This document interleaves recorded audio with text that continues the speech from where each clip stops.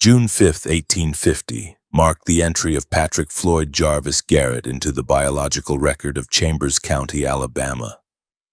He was the second surviving son of John Lumpkin Garrett and Elizabethan Jarvis, born into a social stratum defined by the ownership of land and human beings.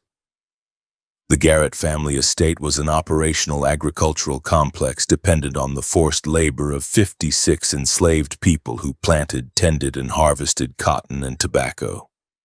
The economic model was simple and brutal. Labor costs were fixed at the price of subsistence for the workers, while the market price for the crops generated surplus capital. This capital purchased the timber-framed manor house where Patrick slept in imported linens, separated from the heat and insects of the Alabama summer by thick walls and high ceilings. In 1853, seeking darker soil and higher yields, John Garrett liquidated his Alabama holdings and moved the family 300 miles west to Claiborne Parish, Louisiana. He purchased the John Grier Plantation, a tract of land encompassing nearly 3,000 acres of rolling hills near the Arkansas border. The move required a caravan of wagons to transport furniture, silver, farming implements, and the enslaved workforce that constituted the bulk of the family's net worth. Patrick's formative years occurred within the boundaries of this isolated, self-contained economy. He grew rapidly, his skeletal frame stretching early to accommodate a height that would eventually top 6 feet 4 inches. His education was consistent with the expectations of the planter class. He learned to read Greek and Latin, to ride horses with an erect, formal posture, and to give orders with the expectation of immediate compliance. The daily routine of the plantation was a cycle of planting in the spring, hoeing in the summer, and picking in the autumn, governed by the bell that signaled the start and end of the workday for the field hands. Patrick observed this machinery from the vantage point of the future owner, learning the ledger books and the management of overseers. The outbreak of the Civil War in April of 1861 halted the export of cotton to the textile mills of Liverpool and Manchester. The Union naval blockade strangled the flow of cash into the South. John Garrett's wealth, tied up in bales of cotton that could not be sold, began to rot in the warehouses. The Confederate government, desperate for resources, appropriated the plantation's horses and mules for cavalry and transport duties. They requisitioned corn and salted pork to feed the armies in the field. By 1863, the John Grier Plantation was stripping gears. The metal parts for plows and wagons could not be replaced. Salt for curing meat became scarce. Coffee and sugar vanished from the table. Patrick, now a teenager, watched the physical deterioration of his inheritance. The fences leaned and fell. The paint on the great house peeled and flaked, exposing the gray wood beneath to the humidity. The meticulously cleared fields began to fill with scrub brush and briars. The cessation of hostilities in 1865 brought the final economic collapse. The emancipation of the enslaved workforce erased the capital value of the human property on the ledger sheets. The labor required to work the 3,000 acres was gone. The fields lay fallow, producing nothing but weeds. The region plunged into a depression where currency was worthless and barter became the only means of trade. The stress of watching their world dissolve took a somatic toll on Patrick's parents. Elizabethan Jarvis Garrett died on March 25, 1867, at the age of 37. Her body was interred in the family plot on the decaying estate. The household, lacking her management, fell into further disarray. John Garrett, unable to pay the taxes levied by the Reconstruction government or satisfy the pre-war debts owed to creditors, died less than a year later on February 5, 1868. The probate court moved efficiently to dissect the carcass of the Garrett estate. The sheriff seized the land, the house, and the remaining livestock. Auctioneers sold the family silver, the furniture, and the farm tools to pay the accumulated debts. Patrick, at 18 years old, stood in the empty hallway of the house where he had been raised.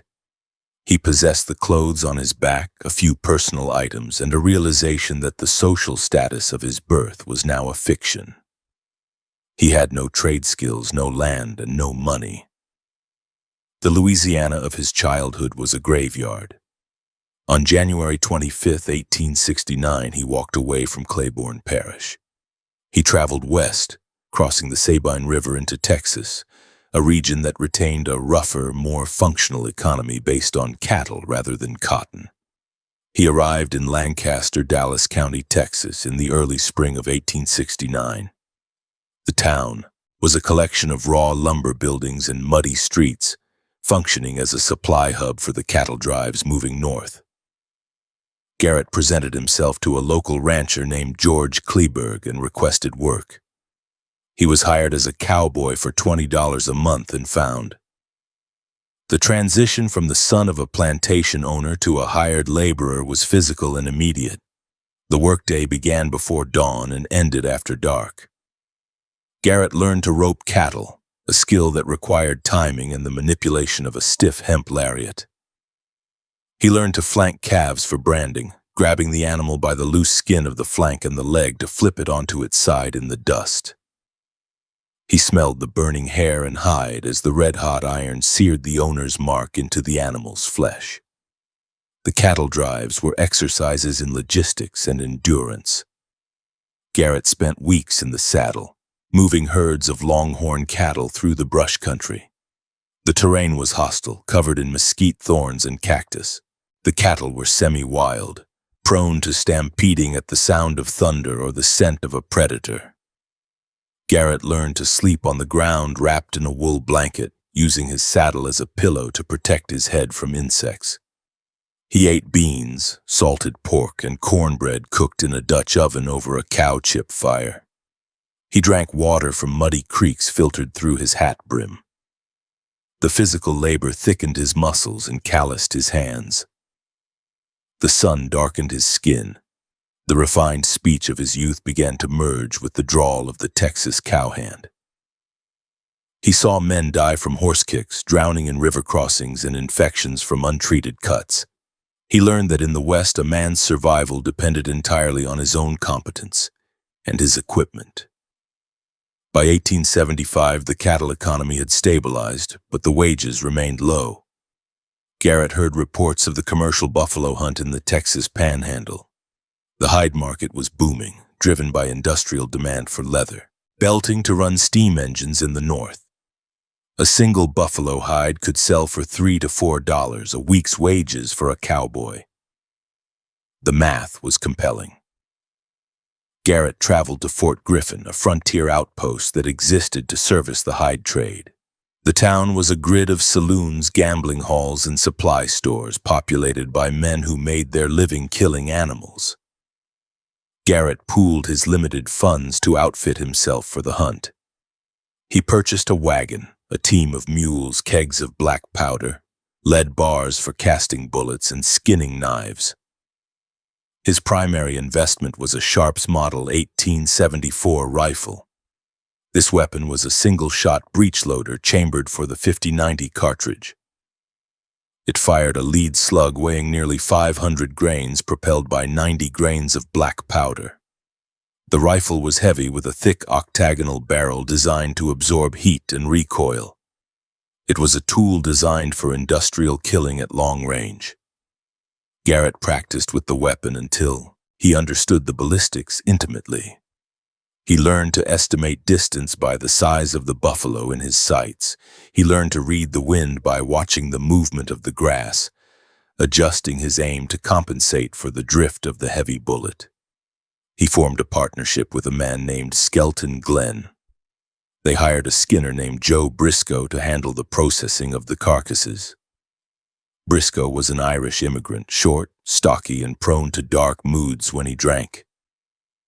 The team traveled north into the high plains, a landscape of relentless flatness where the wind never stopped blowing. They located the main herd, a mass of bison that darkened the earth for miles. The hunting method was cold and methodical. Garrett would crawl through the grass to a position 300 to 600 yards downwind of the herd. He would set up his shooting sticks, cross-legged supports that held the heavy rifle steady. The objective was not to stampede the herd, but to kill them in place. Garrett aimed for the lungs. He squeezed the trigger. The hammer fell, igniting the primer. The powder burned, sending the slug down the barrel at 1,300 feet per second. The recoil shoved Garrett's shoulder back. The report of the rifle was a dull boom that rolled across the prairie. The target buffalo would flinch, take a few steps, and then stand still as its lungs filled with blood. It would sway and collapse. The other animals, seeing no predator, would continue to graze or sniff the fallen cow. Garrett would reload. He opened the breech, extracted the brass case, inserted a new cartridge, and closed the action. He fired again. He repeated this cycle for hours. The barrel grew hot enough to burn skin. The pile of brass casings grew beside him. By noon, 30 or 40 buffalo lay dead in a tight circle. The work of the skinners was gruesome. Once Garrett ceased firing, the crew moved in with wagons and knives. Briscoe and the other men worked with the speed of butchers. They rolled the massive carcasses onto their backs, propping them up with stones or stiff legs. They slit the hide from the chin to the tail. They cut around the legs and the neck. Using a team of horses or mules hitched to the hide, they peeled the skin from the muscle with a tearing sound that mimicked the ripping of heavy canvas. The carcasses were stripped of their hides and left to rot. The meat was abandoned save for the tongues and hump steaks kept for the camp larder. The plains became a vast, stinking graveyard. The smell of rotting meat was detectable for miles. The flies arrived in clouds that darkened the sky. Maggots consumed the tons of wasted protein. Garrett lived in this carnage for months. His clothes were saturated with grease, blood, and the smell of death. His hands were stained black. The isolation of the buffalo camp stripped away the social veneer of civilization. Men spoke little. They drank cheap whiskey to numb the monotony and the gore. Arguments over trivial matters flared into violence quickly. There was no law in the Panhandle. Disputes were settled by fists or knives. In the late autumn of 1876, Garrett's crew set up a winter camp near the headwaters of the Double Mountain Fork of the Brazos River. The weather turned bitter. Northers blew down from the Arctic, dropping the temperature below freezing. The men huddled in canvas tents, burning buffalo chips for warmth. The diet was repetitive: beans, bacon, biscuit, coffee. The close quarters and the harsh conditions frayed nerves. Joe Briscoe, the Irish skinner, began to chafe under the hierarchy of the camp. He resented Garrett's orders. He felt slighted by the distribution of labor. The whiskey supply in the camp was a constant variable, fueling his resentment.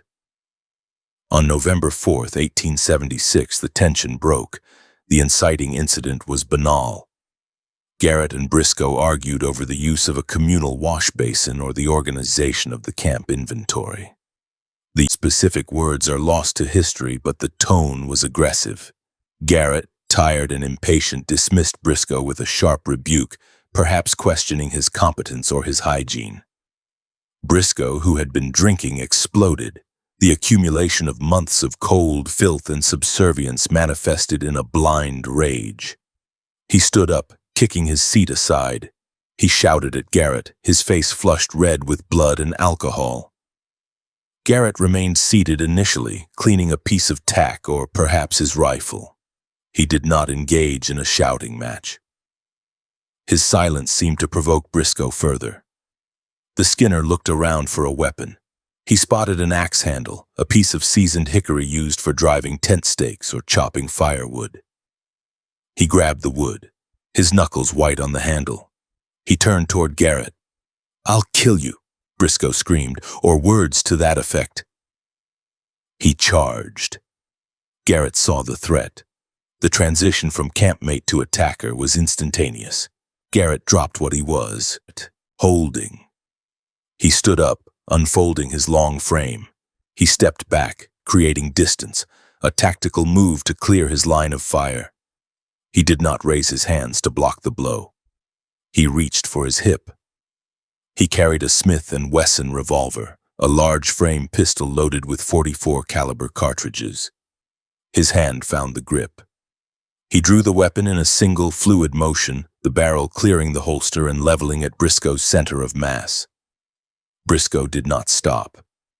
He was committed to the attack.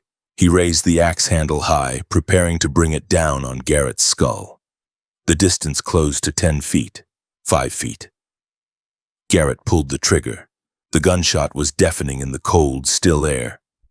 A cloud of white smoke erupted from the muzzle. The heavy lead bullet struck Briscoe in the chest, punching through the sternum and tearing into the vital organs. The impact stopped Briscoe as if he had run into a stone wall. The axe handle flew from his hand, spinning away into the dust. Briscoe stumbled backward, his legs failing him. He collapsed onto the hard ground. Garrett stood with the pistol still raised, the hammer cocked for a second shot. He watched Briscoe. The Skinner lay on his back, staring up at the gray sky. He gasped, a wet, gurgling sound as his lungs filled with blood. His hands clawed weakly at his chest. Then he stopped moving. The camp was silent again, save for the wind hissing through the dry grass. Skelton Glenn stood by the fire, his mouth open, witnessing the sudden transition from argument to homicide. Garrett lowered the hammer and holstered the pistol. He walked over to the body. He looked down at the man he had lived with for months. There was no movement. Briscoe was dead. The reality of the act settled on Garrett. He had killed a man. It was not a soldier on a battlefield or a Comanche warrior in a skirmish. It was Joe. The brutality of the solution was absolute. The problem of the argument was resolved, but the cost was a human life. Garrett and Glenn did what was necessary. They wrapped Briscoe's body in a blanket. They took shovels and dug a hole in the frozen earth a short distance from the camp. It was hard work, chipping away at the soil. They placed the body in the grave and shoveled the dirt back in, packing it down to deter wolves. There was no marker, no priest, just a mound of fresh earth on the bank of the Brazos. Garrett understood the necessity of legal cover. He rode to Fort Griffin, the nearest settlement with a semblance of judicial authority. He surrendered to the justice of the peace. He stated the facts. Briscoe attacked him with a lethal weapon. He fired in self-defense. Skelton Glenn provided a corroborating affidavit. The legal system on the frontier was pragmatic. There were no jails to hold a man indefinitely, and no desire to punish a man for defending himself against an armed attacker. The justice of the peace ruled the killing justified. He dismissed the case.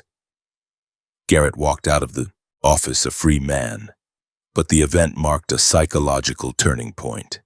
He had crossed a threshold. He had validated his own capacity for lethal violence in a personal conflict. He returned to the buffalo range, but the trade was dying. The herds were gone. The plains were empty. The silence of the slaughter grounds was absolute. He looked west, toward the Pecos River Valley in New Mexico, where the cattle wars were heating up and men with his specific set of skills, riding, shooting, and a willingness to kill, were in high demand. He packed his wagon and left Texas, leaving the bones of the buffalo and the bones of Joe Briscoe behind him in the dirt. By December of 1876, the plains of West Texas had transformed into a vast open-air processing plant for animal hides. Patrick Garrett remained in the vicinity of Fort Griffin, a settlement that operated less as a town and more as a logistical hub for the destruction of the bison. The killing of Joe Briscoe was a resolved legal matter, a violent footnote that did not impede Garrett's participation in the final phase of the harvest. The winter air over the caprock was cold and dry, carrying the pervasive copper-tinged scent of millions of flayed carcasses that lay rotting across the staked plains. The southern herd, once a contiguous mass of biology moving across the grass, was now fractured into smaller bands, pursued by hundreds of commercial hunters who had refined their methods to a point of terrifying efficiency. Garrett partnered with new associates, men who spoke in the jargon of grain weights and powder charges, viewing the animals solely as units of currency, waiting to be converted. The methodology of the hunt shifted during this period from opportunistic shooting to a systematic grid search. Garrett and his contemporaries pushed deeper into the jagged canyons and dry riverbeds, where the remaining animals sought refuge. The daily routine involved waking before dawn, chipping ice from the water barrels, and riding out to the high ground to scan the horizon. When a pod of buffalo was located, the hunters did not chase them. They dismounted, set up their heavy rests, and began the work of ballistics. The rifles they utilized, weighing upwards of 15 pounds, fired projectiles cast from soft metal that flattened upon impact, creating massive wound channels. A hit to the shoulder blade would shatter the bone into fragments, driving the splinters into the lungs and heart. The animal would collapse, anchoring the rest of the group in confusion, allowing the shooter to traverse the herd until the ammunition ran dry, or the targets were eliminated. This industrial pressure on the bison population had a direct and catastrophic consequence for the indigenous tribes of the southern plains. The Comanches, Kiowas, and Apaches, who had relied on the buffalo for food, clothing, and shelter for generations, faced immediate starvation. The hunters were not merely competitors, they were an existential threat. In February of 1877, the tension erupted into open warfare. The Comanche bands, leaving their reservations in a desperate bid for survival, began to target the hunter camps scattered along the Brazos and Pease rivers. They struck with speed and extreme violence, intending to drive the commercial operations out of the territory. They burned wagons, stole horses, and killed any skinner or rifleman they caught isolated on the prairie. The catalyst for a unified response from the hunters occurred when a well-known rifleman named Marshal Sewell was ambushed near the Salt Fork of the Brazos. Sewell had been skinning a kill, separated from his support crew when a group of Comanches rode down on him. They shot him and then proceeded to dismantle his body with knives. When the other hunters discovered the remains, they found Sewell opened from the sternum to the pelvis, his internal organs removed and spread across the grass. 2 scalps had been taken from his head. The sight of Sewell's mutilated corpse circulated through the camps, acting as a rallying cry. The hunters, men who were accustomed to inflicting violence on animals, decided to turn their rifles on the tribes. In March of 1877, a paramilitary force organized at Wrath City, a rough collection of sod dugouts and tents. 46 men volunteered for the expedition, electing a hunter named Jim White to captain the group, with Jim Smith and Hank Campbell as his lieutenants. Garrett joined the ranks, bringing his heavy Sharps rifle and a supply of cartridges. They were not soldiers. They were private contractors, enforcing their claim to the resource. They loaded 3 wagons with supplies, including kegs of water, sacks of flour, and thousands of rounds of ammunition. The posse moved out on March 4, 1877, heading west toward the Caprock Escarpment, following the trail of the indigenous band that had killed Sewell. The trek was grueling. The terrain of the Staked Plains was unforgiving, a high tableland with no surface water. The men rode through dust storms that reduced visibility to 0, the grit scouring their faces and jamming the actions of their weapons. They relied on a guide named Jose Tafoya, a Comanchero who knew the secret watering holes known as tinajas, hidden in the rocky breaks. Garrett rode near the front of the column, his eyes scanning the horizon for the smoke of a camp or the dust of a pony herd. The silence of the plains was absolute, broken only by the creak of the wagon axles and the thud of hooves on the hard caliche soil. They were tracking a group of roughly 50 Comanche warriors, accompanied by women and children who were retreating toward the defensive sanctuary of the Yellow House Canyon. On March 17th, the hunters located the indigenous camp hidden within the deep, meandering cut of the canyon near the present-day site of Lubbock, Texas. The scouts reported seeing smoke rising from the canyon floor. Campbell ordered the men to prepare for an assault the following morning. The hunters checked their weapons, wiping the dust from the breech blocks and ensuring their cartridge belts were full. There was no military discipline, no uniforms, and no bugles. These were men in greasy buckskins and wool coats, smelling of sweat and tobacco, preparing to engage in a massacre. Garrett cleaned his rifle methodically, understanding that the range of the engagement would likely exceed the capabilities of a standard repeater. At dawn on March 18, 1877, the hunters advanced on foot toward the rim of Yellow House Canyon. They split into 3 groups to create a crossfire. Garrett moved with the left flank, creeping through the tall grass and mesquite brush.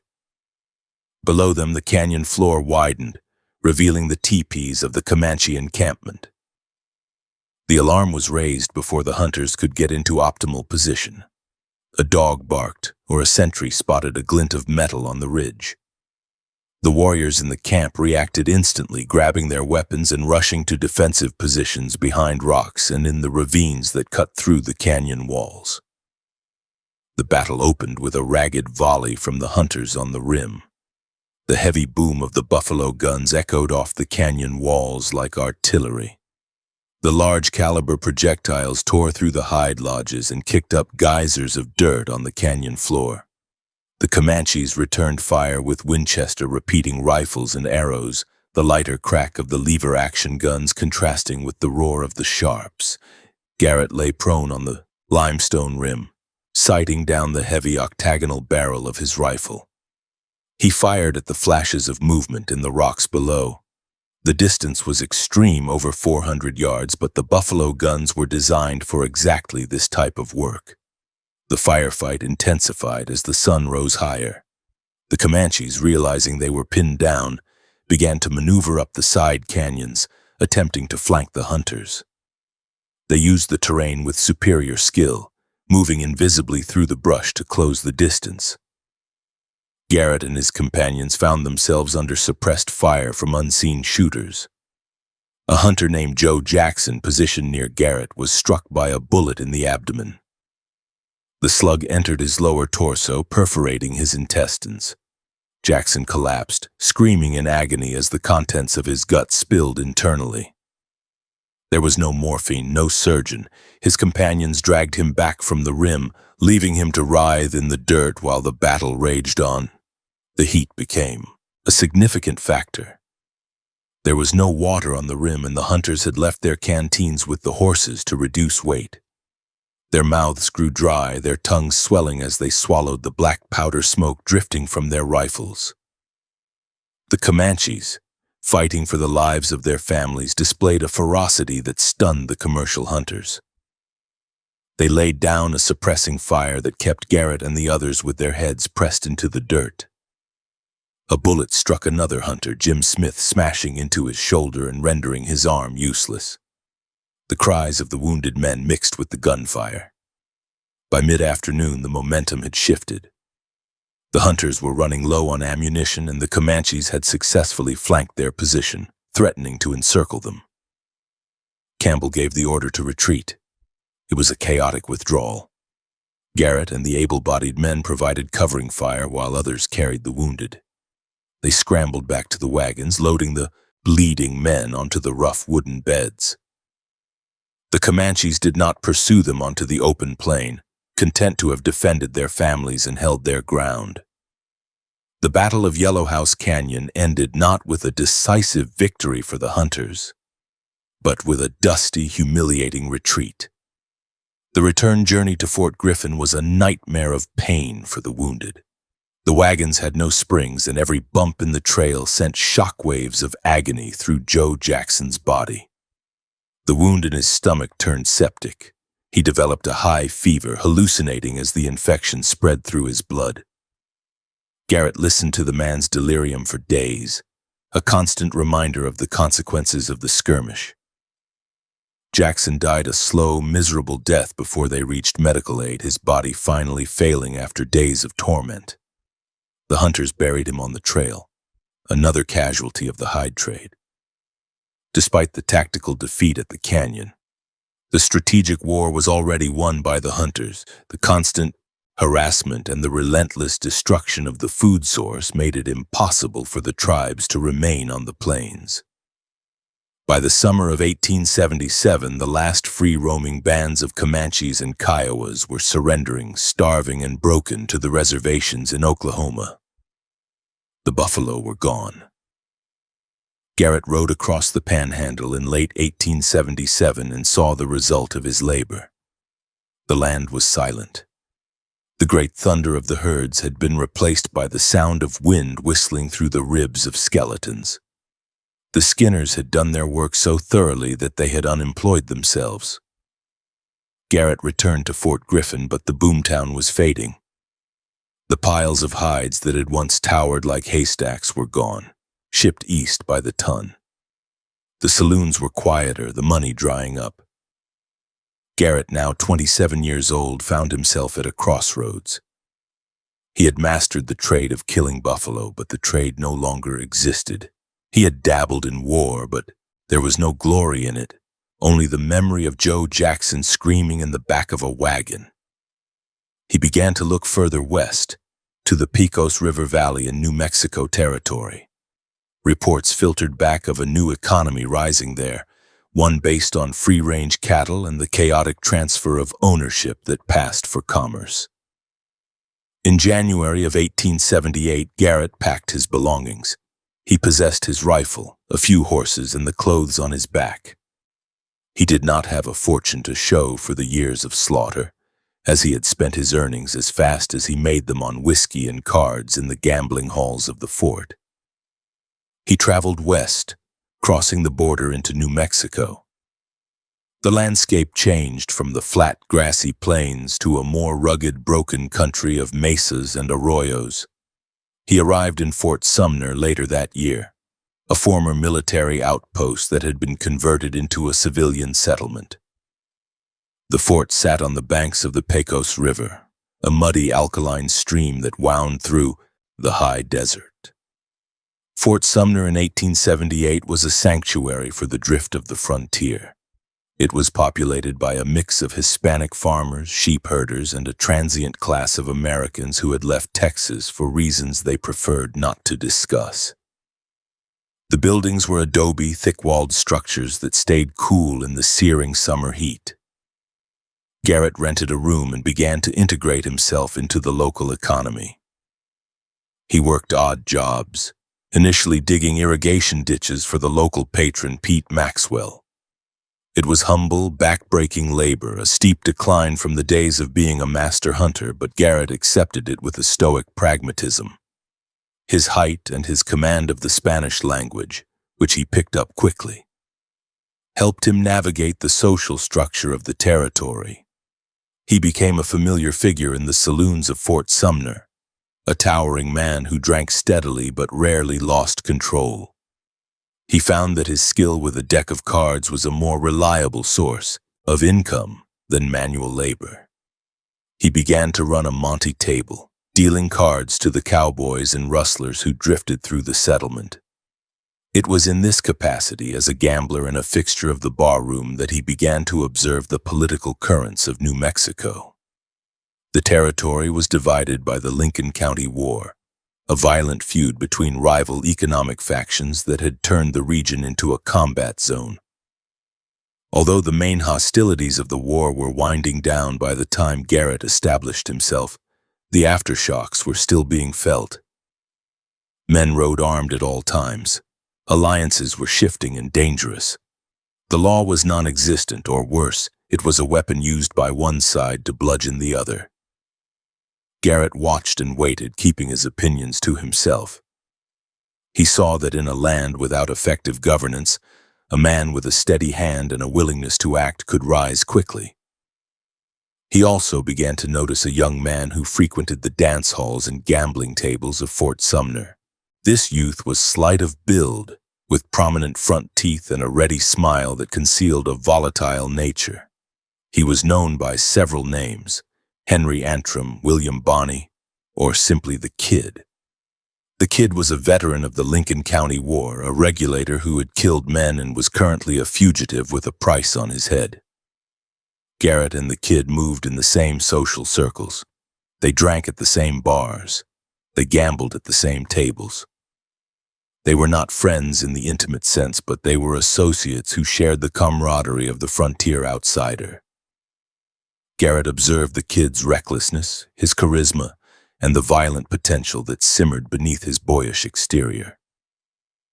By the end of 1878, Garrett had transitioned completely from the bloody fields of the buffalo slaughter to the dusty, intrigue-filled plazas of New Mexico. The red gore of the Texas Panhandle was behind him, replaced by the dry heat of the Pecos. He had survived the collapse of the Hyde, trade, and the arrows of the Comanches. He was now positioned at the center of a new drama, one that would require the same cold, mechanical application of violence he had perfected on the plains. The sun set on the year with Garrett standing on the porch of an adobe cantina, watching the dust settle over the plaza, unaware that the path to his undoing was already walking toward him, wearing a sombrero and a crooked smile. In the autumn of 1878, Patrick Garrett established his residence in Fort Sumner, New Mexico Territory, a location that was physically deteriorating even as it served as the social hub of the Pecos Valley. The fort, abandoned by the United States Army 10 years prior, had been purchased by the Maxwell family and converted into a civilian fiefdom. The rows of adobe barracks, once housing cavalry troopers, now sheltered a transient population of sheep herders, cattle rustlers, and drifters who found the isolation of the high desert conducive to their specific legal needs. The environment was harsh and monochromatic. The sun baked the adobe walls until they cracked, and the wind carried a fine, alkaline dust that coated every surface in a layer of gray grit. The Pecos River, sluggish and brown, wound past the settlement, its water often too brackish for comfortable consumption but necessary for the survival of the livestock that drove the local economy. Garrett, having left the violence of the buffalo trade behind him, integrated himself into this community with a calculated adaptability. He stood 6 feet and 5 inches tall, a physical anomaly in a region where the average height was considerably less, yet he did not use his size to intimidate so much as to occupy space with an undeniable permanence. He found employment with Pete Maxwell, the scion of the powerful land-grant family, working initially as a laborer in the fields and irrigation ditches.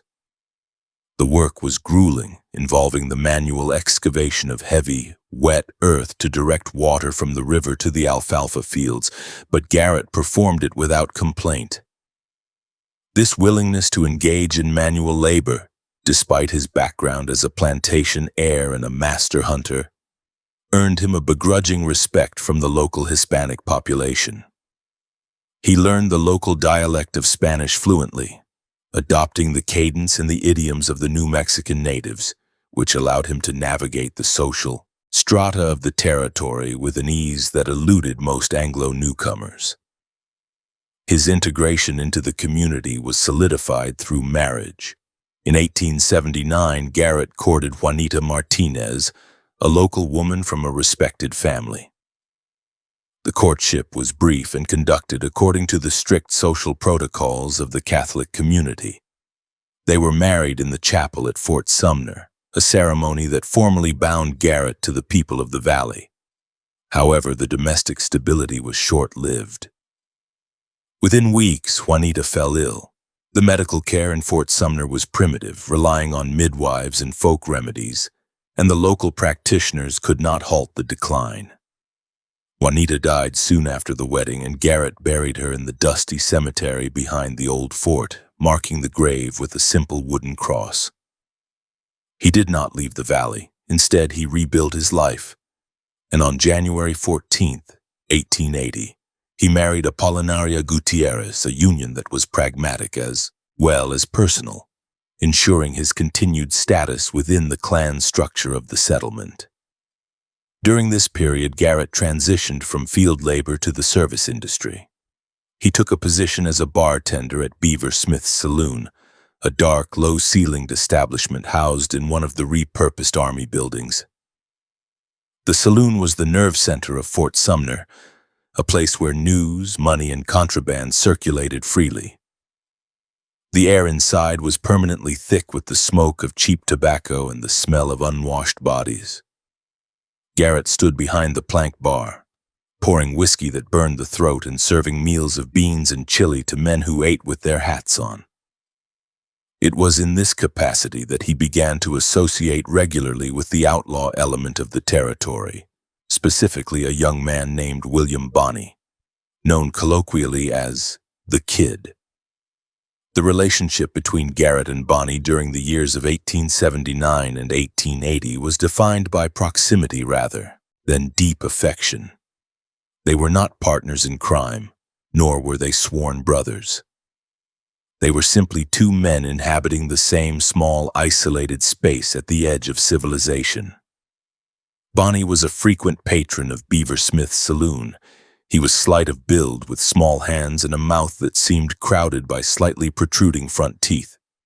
He dressed neatly, often wearing a sombrero with a green band, and he possessed a chaotic energy that drew people to him. Garrett and the Kid gambled together at the Monte tables, betting silver dollars on the turn of the cards. They drank together, standing at the bar discussing the quality of horses or the price of cattle in Texas. Garrett observed the Kid with a gambler's eye, noting the younger man's habits and his reflexes. He saw that Bonney was quick to laugh, but also possessed a sudden, violent temper that could flare without warning. He noted that the Kid was always armed, typically carrying a double-action Colt revolver and a Winchester carbine, and that he practiced with these weapons religiously. Bonney was the leader of a loose confederation of rustlers, including Tom O'Folliard and Charlie Boder, who used Fort Sumner as a base of operations. They stole cattle from the herds in the Texas Panhandle and drove them back to New Mexico to sell to unscrupulous butchers or to beef contractors who asked no questions. Garrett knew where the beef came from. Everyone in Fort Sumner knew. But in 1879, Garrett was a bartender, not a lawman, and the provenance of a cow was none of his business. The dynamic of the territory began to shift in 1880. The cattle industry in New Mexico was consolidating. Men like John Cheesam, the cattle king of the Pecos, had established vast herds that grazed on the public domain. These cattle barons were losing thousands of dollars annually to the depredations of the rustling gangs. The theft was no longer a nuisance, it was a hemorrhaging of capital that threatened the financial stability of the region. The powerful interests in Santa Fe and the cattlemen in the Pecos Valley determined that the lawlessness had to end. The current sheriff of Lincoln County, George Kimbrell, was viewed as ineffective and too sympathetic to the outlaw element. The power brokers needed a new instrument, a man who was capable of lethal violence but who could also operate within the framework of the law. Garrett's physical stature, his reputation as a buffalo hunter, and his stoic demeanor attracted the attention of these men. He was approached by representatives of the Cattle Association, including Captain J.C. Leah. They assessed him as a man who could be bought with the promise of authority and a steady income. They needed a hunter to catch wolves, and Garrett had the requisite skill set. The offer was straightforward: run for sheriff of Lincoln County in the November election of 1880, and the cattlemen would provide the political backing and the funds necessary to win. In exchange, Garrett would destroy the rustling gangs, specifically the group led by William Bonney. Garrett accepted the proposition.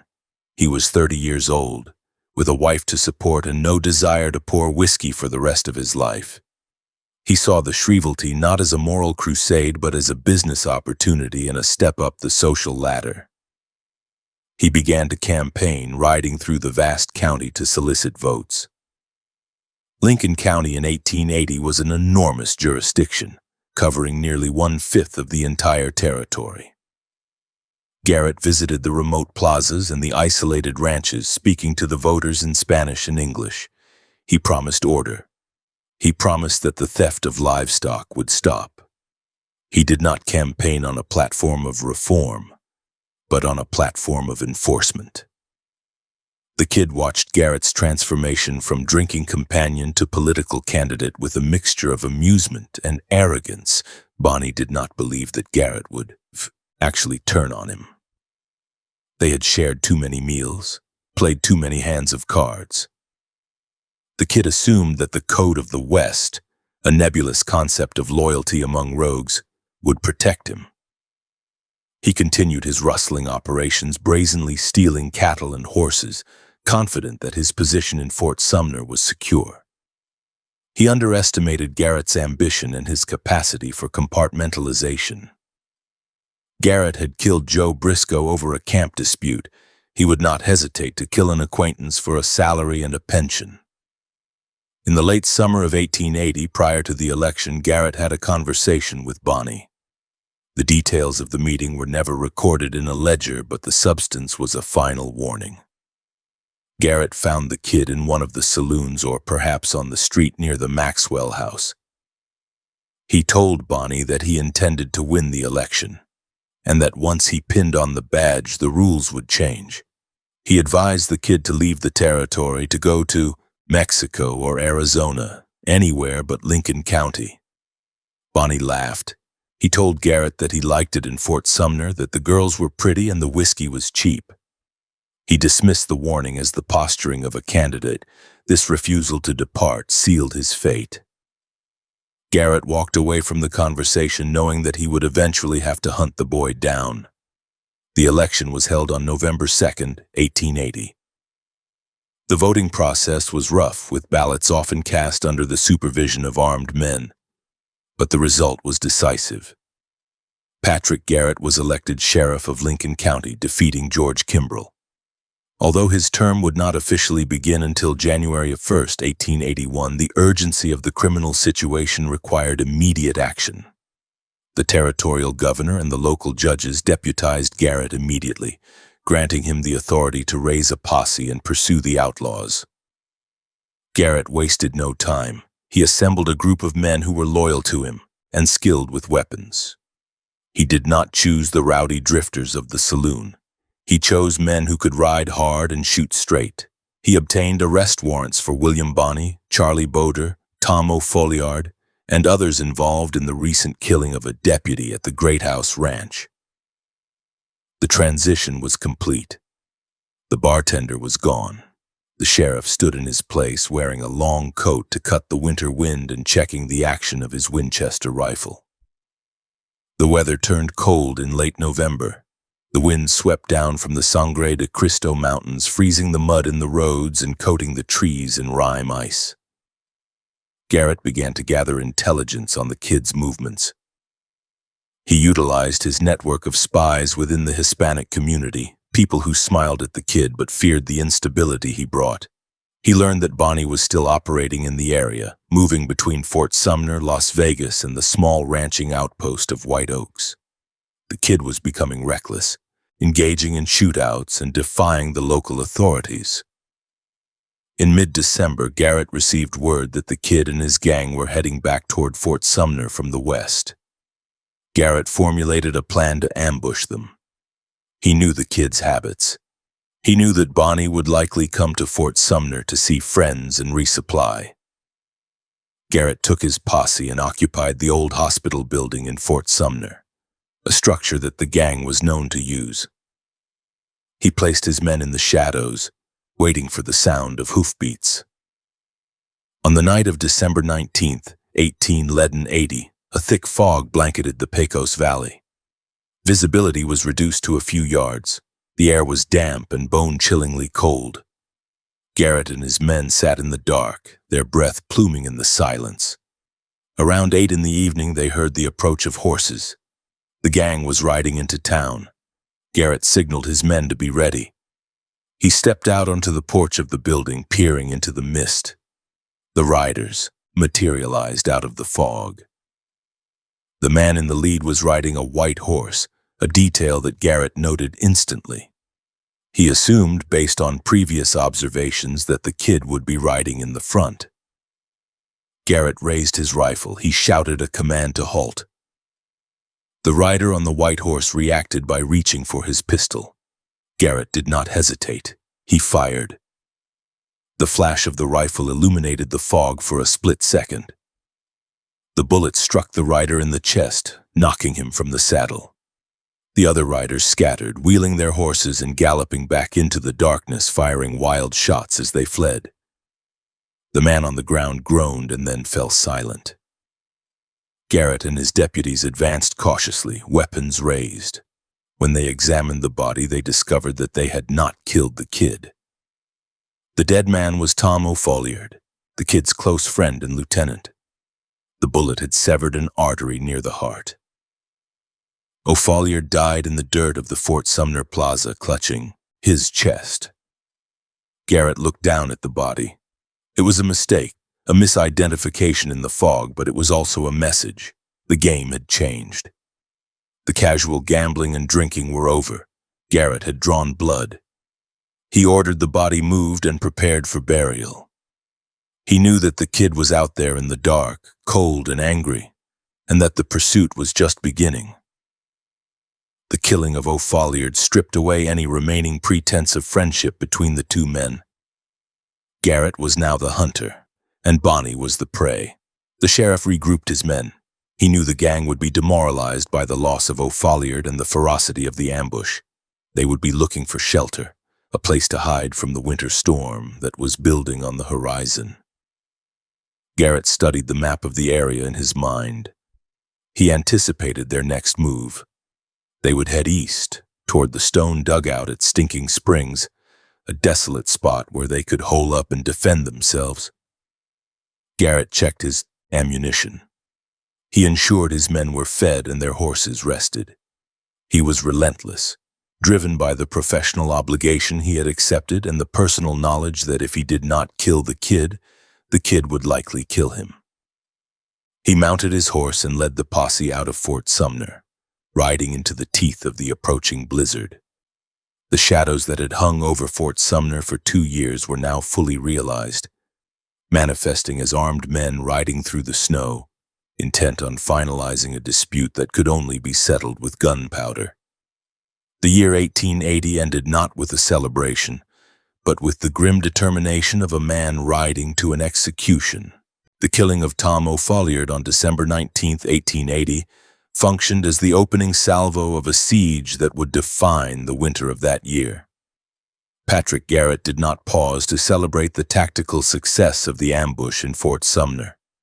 He understood the psychology of the men he was pursuing.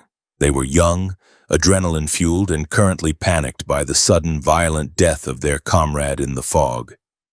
He knew they would retreat to a location that offered both isolation and defensibility. The geography of the region dictated their options. The open plains were suicide in a blizzard, and the settlements were now hostile territory. Garrett deduced that the gang, comprising William Bonney, Charlie Boder, Dave Rudabaugh, Tom Pickett, and Billy Wilson, would head east toward a remote location known as Stinking Springs. This site featured a crude stone dugout used by shepherds, situated near a water source that remained unfrozen even in sub-zero temperatures. It was a natural fortress, or a trap, depending on which side of the wall a man stood. On December 23, 1880, Garrett mobilized his posse. The group included trusted men like Barney Mason, Frank Stewart, and Jim East. They were heavily armed, carrying Winchesters, shotguns, and ample ammunition, but their most critical supplies were blankets and coffee. The weather had deteriorated into a brutal winter storm. The temperature dropped well below freezing, and the wind chill factor created conditions that could induce hypothermia within hours of exposure.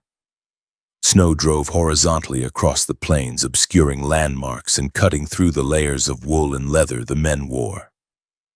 Garrett rode at the head of the column, his face wrapped in a scarf, his eyes narrowing against the biting sleet. The physical misery of the ride was absolute. The horses struggled through snowdrifts that reached their hocks, their breath steaming in the gray light. They tracked the fugitives across the white landscape, following a trail that was rapidly being erased by the wind. The posse rode for nearly 30 miles through the blizzard. They did not speak. The wind snatched the words away before they could be heard. Garrett focused entirely on the mechanics of the pursuit. He checked the gait of his horse, preserving the animal's energy. He watched the horizon for the dark shape of the dugout. He kept his rifle dry beneath his leg. The pursuit was a test of endurance, pitting the determination of the lawman against the survival instincts of the outlaws. In the pre-dawn hours of December 23rd, the posse arrived in the vicinity of Stinking Springs. The dugout was a low, rectangular structure built from stacked rocks and mud, partially excavated into a hillside to conserve warmth. It had a single door and no windows, resembling a tomb more than a house. 3 horses were tied outside, huddled together against the cold. Garrett signaled his men to dismount. They tied their horses in a depression in the terrain to hide them and advanced on foot. The snow crunched loudly under their boots, a sound that seemed deafening in the silence of the plains. Garrett positioned his men in an arroyo, a dry wash that ran within 30 yards of the dugout's door. They lay in the freezing mud, weapons trained on the wooden planks of the entrance. The cold was agonizing. The men lay motionless for hours as the sun began to creep over the horizon. Their fingers grew stiff on the triggers of their rifles. Frost formed on their mustaches and eyebrows. Garrett waited with the patience he had learned in the buffalo camps. He knew that eventually biology would force the men inside to move. They would need to urinate or feed the horses or check the weather. He did not have to storm the building. He simply had to wait for a target to present itself. At first light, around 8 or 9 in the morning, the door of the dugout creaked open. A man stepped out, carrying a nose bag to feed the horses. He was wearing a hat similar to the one William Bonney was known to wear. Garrett, squinting against the glare of the sun on the snow, identified the figure as the Kid. He whispered a command to his men. "That's him. Kill him." The posse unleashed a volley of gunfire. The sound shattered the morning stillness. Bullets slammed into the stone walls and the door frame. The man in the doorway was struck multiple times. He was knocked backward, reeling from the impact. However, as he fell, he cried out, I wish. The voice was not the Kid's. It belonged to Charlie Boder. The outlaw stumbled back inside the dugout, collapsing into the arms of his Confederates. The door slammed shut. Garrett cursed under his breath. The misidentification was a critical error, but the tactical situation remained advantageous. He had wounded one of their number, and the horses, their only means of escape, were still tied outside, exposed to the gunfire. Garrett ordered his men to shoot the horses. It was a cruel, pragmatic decision. Without mounts, the gang was stranded in the middle of a frozen wasteland. The posse opened fire on the animals. One horse dropped instantly. Another reared and broke its tether, galloping off into the snow, only to collapse later. The third horse, a bay mare that belonged to the Kid, ran back to the door of the dugout, seeking entry. Inside the stone hut, the situation was desperate. Charlie Boder was dying. The bullets had perforated his chest, and he was coughing up blood. The space was cramped, dark, and freezing. The remaining outlaws, Bonney, Rudabaugh, Pickett, and Wilson, huddled on the dirt floor, listening to the bullets chip away at the rocks. They attempted to pull the horse inside for cover, or perhaps to kill it for a barricade, but the animal blocked the entrance. Garrett called out to the men inside. He identified himself. "Come out with your hands up, Billy. You're surrounded." The voice that floated back from the dugout was defiant but strained. The Kid refused to surrender. He shouted back that they had a dying man inside. Garrett, maintaining the psychological pressure, replied that they should send Boder out. "He's got no chance in there. Send him out and we'll see to him." After a tense negotiation, the door opened again. Charlie Boder stumbled out. He was pale, his shirt soaked in red. He walked unsteadily toward the arroyo where the posse lay hidden. He raised his hands feebly. As he approached the ditch, he gestured toward the house and said, "They pushed me out." He took another step and collapsed face first into the snow. He convulsed once and died. Garrett watched the man die without emotion. It was another casualty, another obstacle removed. The siege settled into a stalemate. The posse maintained their perimeter, keeping their rifles trained on the door. The temperature remained well below freezing. The men in the arroyo were suffering. They had no fire, and their food was frozen solid. However, their condition was luxurious compared to the men inside the dugout. The outlaws had no food, no water, and no fire. The smell of gun smoke and fear filled the small stone room. They were trapped with the knowledge that their horses were dead and the lawman outside was not going to leave. Garrett decided to accelerate the process. He knew that hunger and cold were weapons as effective as lead. He ordered his men to build a fire in the arroyo, utilizing the wood from the dead shinnery oak brush. They roasted meat and boiled coffee. The smell of the cooking food drifted on the wind, wafting directly toward the dugout. It was psychological torture. Inside, the kid and his gang had not eaten in 24 hours. The scent of coffee was a reminder of the physical needs that would eventually break them. The afternoon wore on. The sun offered no warmth. Garrett occasionally called out to the dugout, taunting the kid, asking him how he liked the accommodations. He maintained a conversational tone, as if they were discussing the weather rather than a standoff. This casual demeanor unnerved the outlaws. They realized Garrett was comfortable. He had supplies. He had time. They had nothing. Inside the dugout, the resolve of the gang began to fracture. Dave Rudabaugh and Billy Wilson were ready to quit. They argued with the kid. They pointed out that they were freezing to death, that they had no ammunition to fight a sustained battle, and that Boder was already dead. The kid, realizing his control over the group was slipping, tried to rally them. He suggested they wait until dark and make a run for it on foot. But the reality of the snow and the distance to the nearest cover made that plan a suicide pact. Around 4 in the afternoon on December 23rd, a white rag appeared on the end of a stick, waved tentatively through the doorway. Garrett ordered his men to hold their fire. "Come out one at a time," he shouted. "Hands high, no tricks."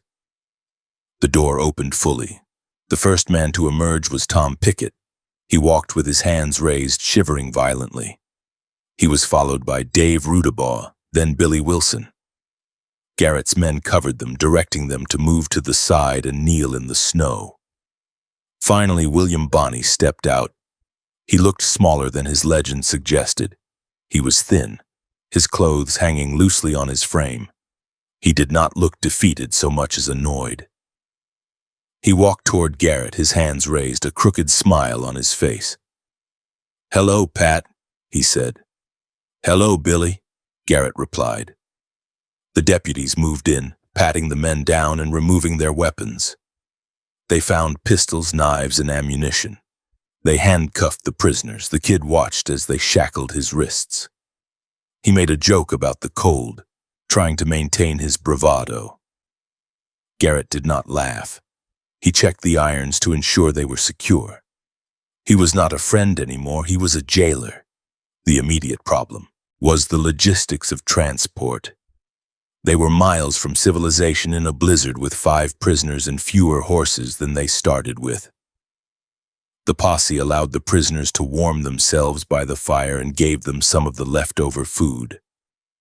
The outlaws ate voraciously, tearing at the meat with their hands. The dynamic shifted strangely. The shooting was over and the men fell back into the familiar patterns of the frontier.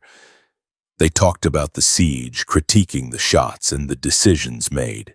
It was a professional debriefing between enemies who understood the rules of the game. They loaded the prisoners onto a wagon that arrived later in the day, driven by a local rancher Garrett had signaled. The body of Charlie Bowder was wrapped in a blanket and placed in the back of the wagon with the living men. The return journey to Fort Sumner was a slow, freezing procession. The prisoners sat huddled together for warmth, their chains clinking with every jolt of the wagon wheels. Garrett rode alongside, his rifle across his saddle horn. He did not gloat. He had done the job he was paid to do. He had captured the most notorious outlaw in the territory without losing a single man from his posse. They arrived in Fort Sumner on December 25th, Christmas Day. The town was quiet. The arrival of the sheriff with the kid in chains was a spectacle. The local residents came out of their adobe houses to watch the procession. Some looked on with relief, others with sadness. The kid had friends here, people who had fed him and hidden him. Now they watched him being paraded like a trophy. Garrett locked the prisoners in a secure room at the old military post. He placed guards at the door and windows. Garrett went home to his wife, Apollinaria. He washed the grime of the trail from his body and ate a hot meal. But he did not rest for long. He knew that holding the kid in Fort Sumner was dangerous. The town was too sympathetic, the jail too flimsy. He needed to move the prisoners to a more secure facility, to Santa Fe or Las Vegas, where they could be held until trial. He began to make arrangements for the transport. The capture at Stinking Springs was the pinnacle of Garrett's career as a manhunter. He had tracked the gang through a blizzard, laid a perfect siege, and forced their surrender through tactical patience. He had proven his competence to the cattle barons who had hired him. But as he sat in his house on that Christmas night, listening to the wind howl outside, he likely understood that the hardest part was not catching the kid, but keeping him. The legal system in New Mexico was chaotic and the kid was slippery. The prisoners were restless. In their makeshift cell, Bonnie was already plotting. He tested the chains, looking for weaknesses. He charmed the guards, trying to find a sympathetic ear. He was not a man who accepted confinement. Garrett knew this. He doubled the guard. He checked the shackles himself. He was meticulous, paranoid even. He knew that if the kid escaped, everything he had achieved at Stinking Springs would be erased. The reputation of Pat Garrett was now inextricably linked to the physical custody of William Bonney. On December 26th, Garrett prepared to move the prisoners. He requisitioned a sturdier wagon and fresh mules. He hired additional guards. The destination was Las Vegas, the railhead where they could board a train for Santa Fe. The journey would take them out of the Pecos Valley and into the wider world, where the press and the public were waiting. The story of the capture was already traveling by telegraph wire. The boy bandit king had been caught. Pat Garrett was the man who did it. The fame he had sought was arriving, but it came with a heavy burden. He was no longer just a sheriff. He was a public figure, a character in a national drama. As the wagon rolled out of Fort Sumner, leaving the safety of the valley behind, Garrett rode point. The snow was still deep on the ground. The sky was a hard, brilliant blue. The air was cold enough to freeze the moisture in a man's nose. Garrett looked back at the wagon.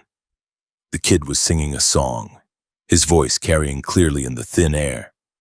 He seemed unbothered by the chains. Garrett turned his collar up against the wind. He did not sing. He kept his eyes on the road ahead, watching for ambush, watching for trouble, watching the horizon where the iron rails of the train tracks waited to take them to the final act of the tragedy. On the morning of December 26, 1880, the convoy carrying the prisoners departed Fort Sumner, heading north toward the railhead at Las Vegas, New Mexico. The prisoners, William Bonney, Dave Rudabaugh, Billy Wilson, and Tom Pickett, sat in the bed of a heavy wagon, their legs shackled with irons that bit into their ankles with every jolt of the wooden wheels against the frozen ruts of the road. Patrick Garrett rode alongside the wagon, his Winchester rifle balanced across his saddle, his eyes scanning the horizon for any sign of a rescue attempt or an ambush. The landscape was a desolate expanse of snow-covered scrub brush, the white monotony broken only by the dark shapes of the piñon trees and the gray sky that threatened more precipitation. The journey was physically punishing. The temperature hovered near 0 degrees, and the prisoners, lacking adequate winter clothing, huddled together beneath rough wool blankets, sharing body heat to stave off frostbite. The mood among the captives fluctuated between grim silence and gallows humor. Bonnie, despite the gravity of his situation, maintained a facade of cheerful indifference, joking with the guards and making light of the chains that bound him. However, Dave Rudabaugh was visibly anxious. Rudabaugh had a specific reason to fear their destination. He had previously escaped from the jail in Las Vegas after killing a jailer named Antonio Lino. The citizens of Las Vegas held a deep, violent grudge against him, and the prospect of returning to that jurisdiction terrified him more than the federal charges he faced. Garrett was aware of this dynamic. He understood that his duty was not merely to transport the men, but to protect them from the extrajudicial violence that was endemic to the territory. He kept his deputies, Frank Stewart, Barney Mason, and Jim East, alert, ordering them to maintain a tight perimeter around the wagon whenever they stopped to rest the horses. They arrived in Las Vegas on the afternoon of December 26th. The town was a hive of activity, divided between the old adobe plaza of West Las Vegas and the new raw lumber construction of East Las Vegas, where the railroad had established its depot. Rumors of the capture had traveled ahead of them via the telegraph wires. As the wagon rolled into the streets, a crowd began to gather, composed of curious onlookers, rowdy cowboys, and grim-faced citizens who remembered the murder of Antonio Lino. Garrett directed the wagon to the local jail, a formidable stone structure designed to hold the violent overflow of the boomtown. The prisoners were offloaded and marched into the cells, the heavy doors slamming shut with a finality that echoed off the masonry walls. Garrett posted a heavy guard, sensing the volatility of the atmosphere. The air in the town was charged with a palpable tension, the kind that usually preceded a riot. The following morning, December 27th, Garrett prepared to move the prisoners to the train depot for the journey to Santa Fe. The plan was to board the morning train, placing the prisoners under the jurisdiction of the territorial authorities in the capital. However, the sentiment in Las Vegas had hardened overnight. Men had gathered in the saloons and street corners, drinking whiskey and discussing the opportunity to settle the score with Rudabaugh. By the time Garrett brought the prisoners out of the jail, a mob had formed. It was not a disorganized rabble, but a large collection of armed men, many of them Hispanic residents of the town who were furious about the killing of the jailer.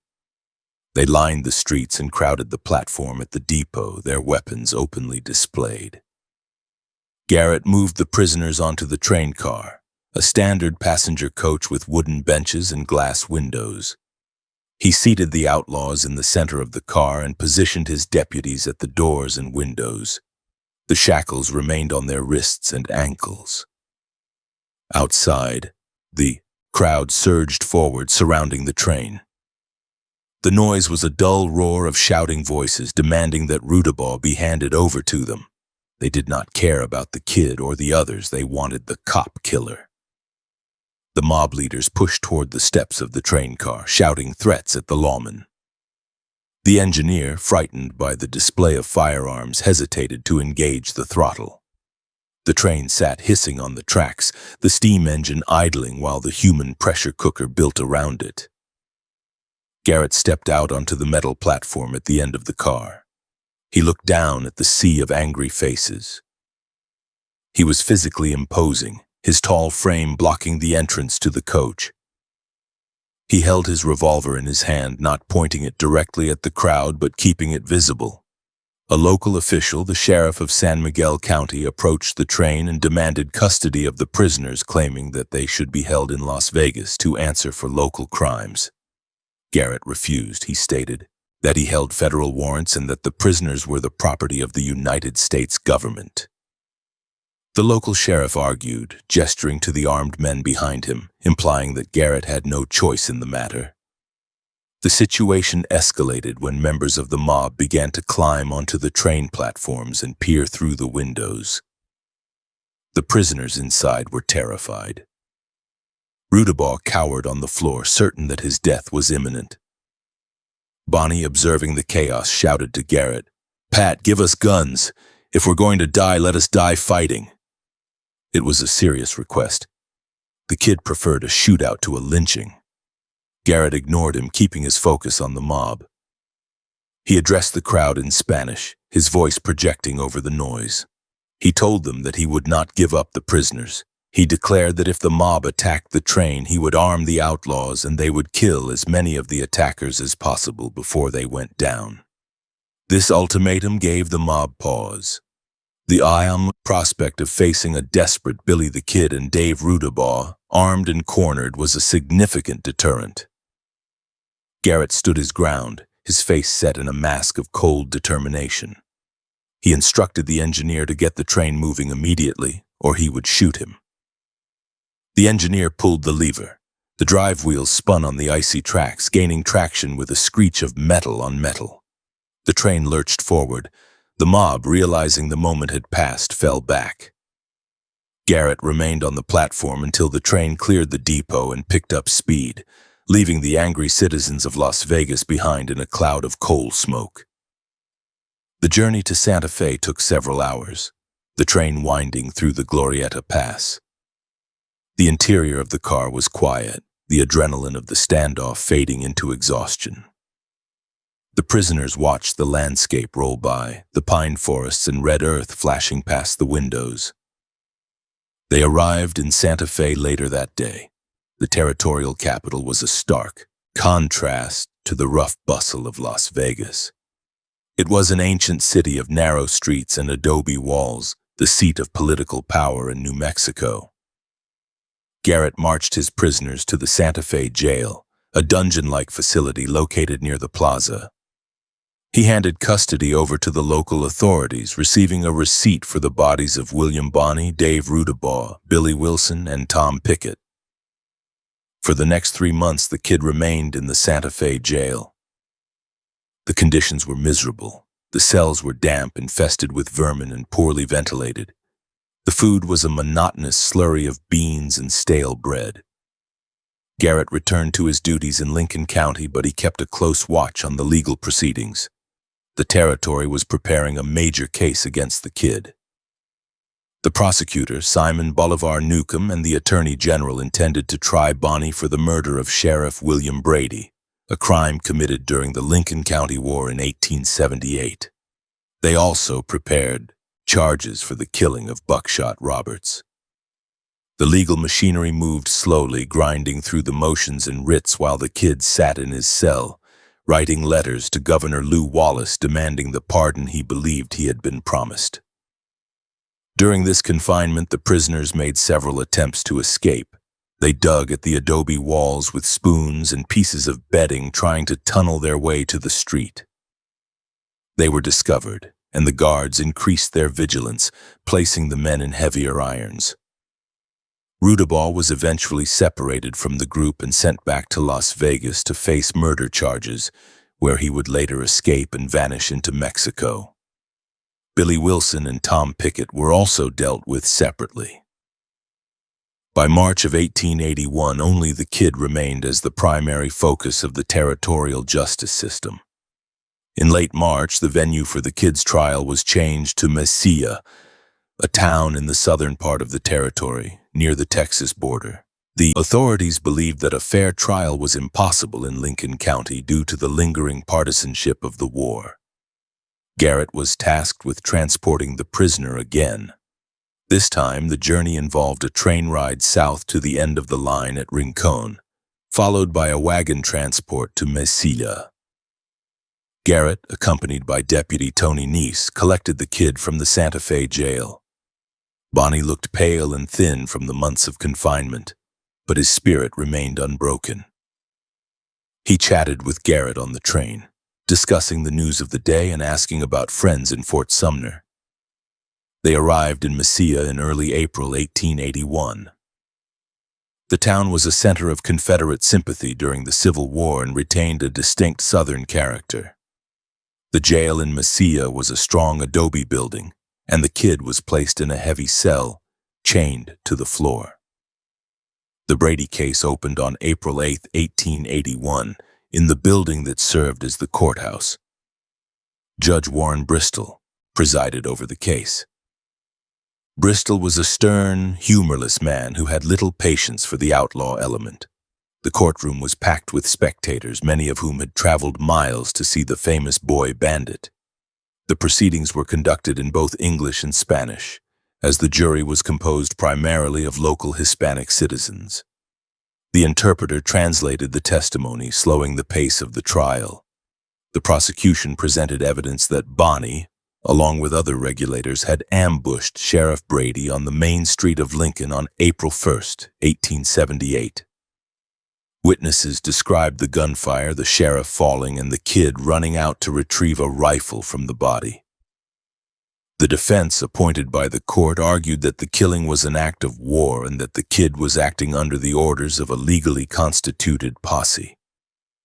Bonnie sat at the defense table listening to the testimony that would decide his life. He appeared bored at times, picking at his fingernails or staring at the ceiling. At other times, he listened intently, whispering to his lawyer. Garrett attended the trial as a witness, testifying to the arrest and the admissions the kid had made. The testimony was clinical and factual. There was no animosity in Garrett's voice, only the recitation of events. The jury deliberated for a relatively short period. On April 13, 1881, they returned with a verdict. The foreman stood and read the decision.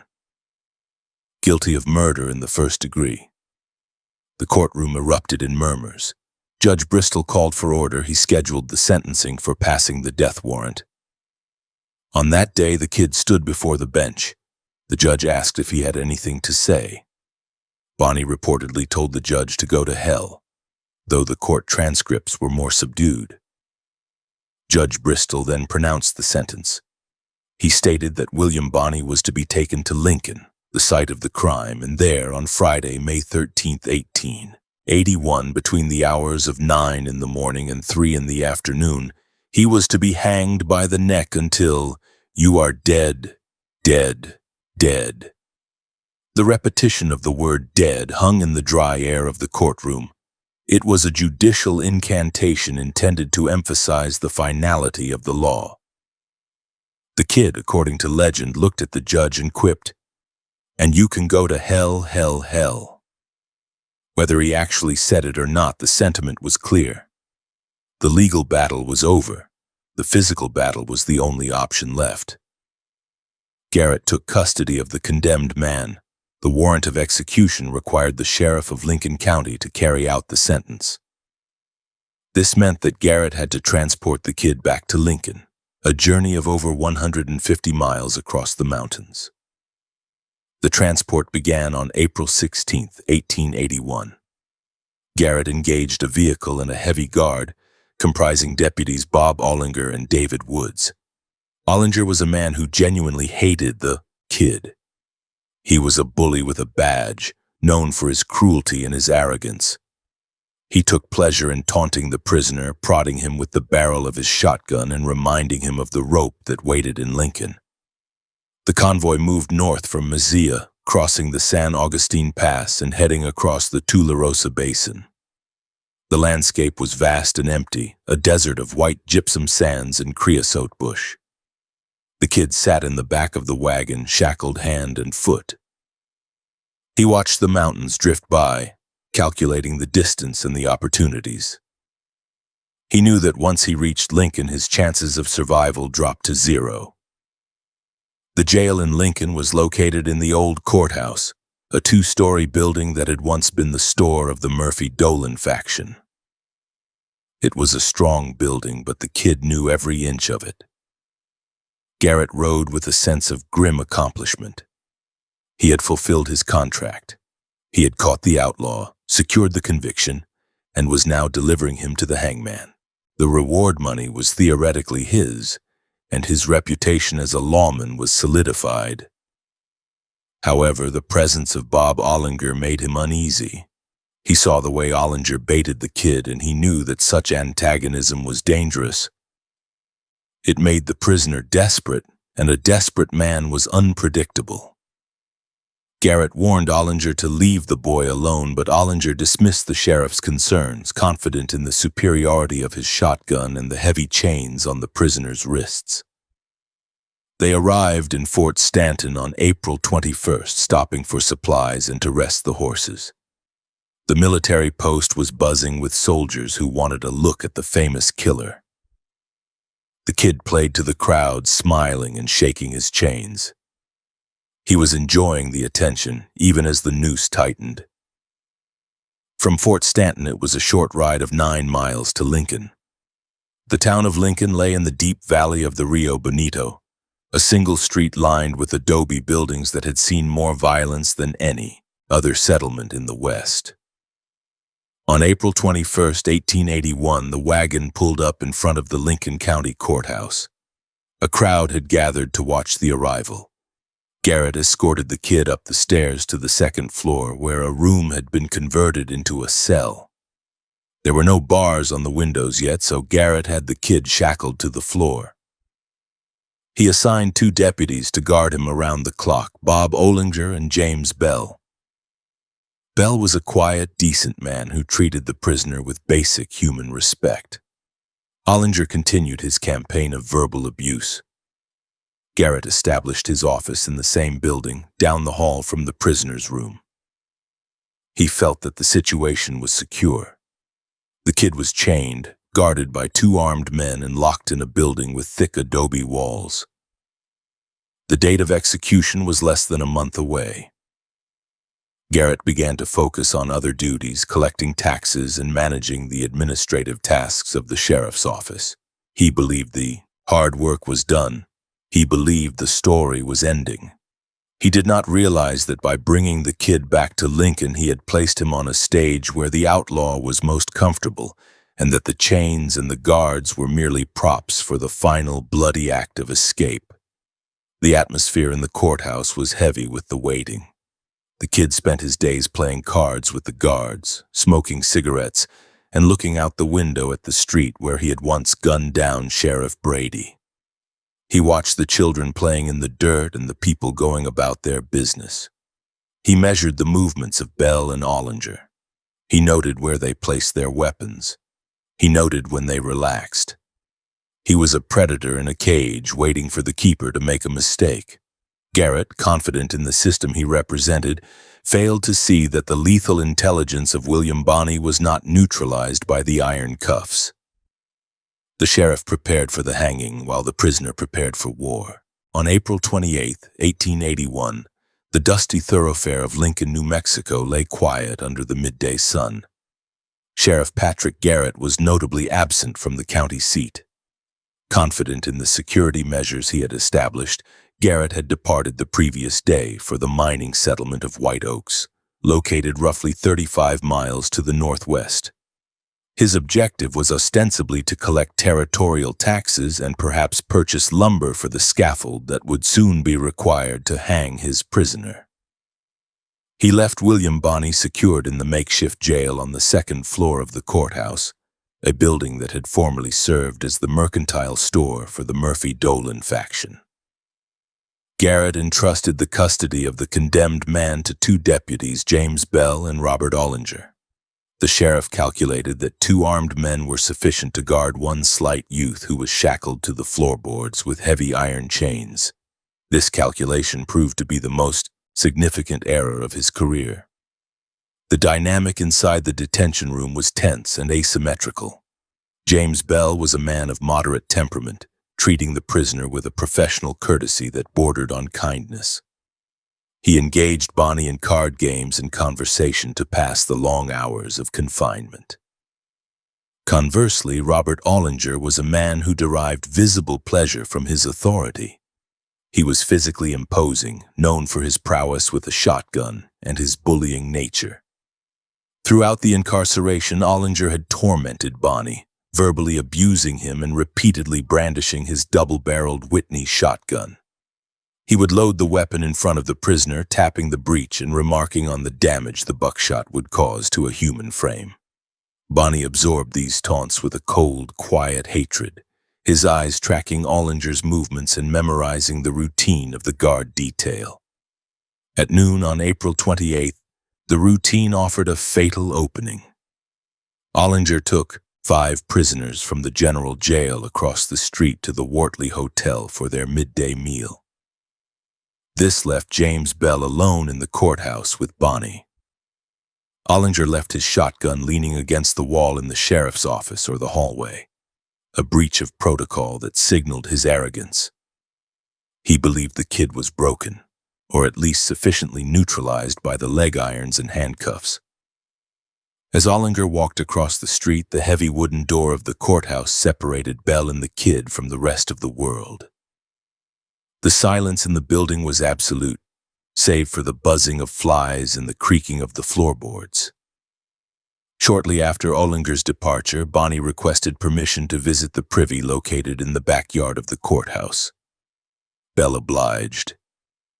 He unlocked the padlock that secured the prisoner's leg irons to the floor but left the shackles on his ankles and the cuffs on his wrists.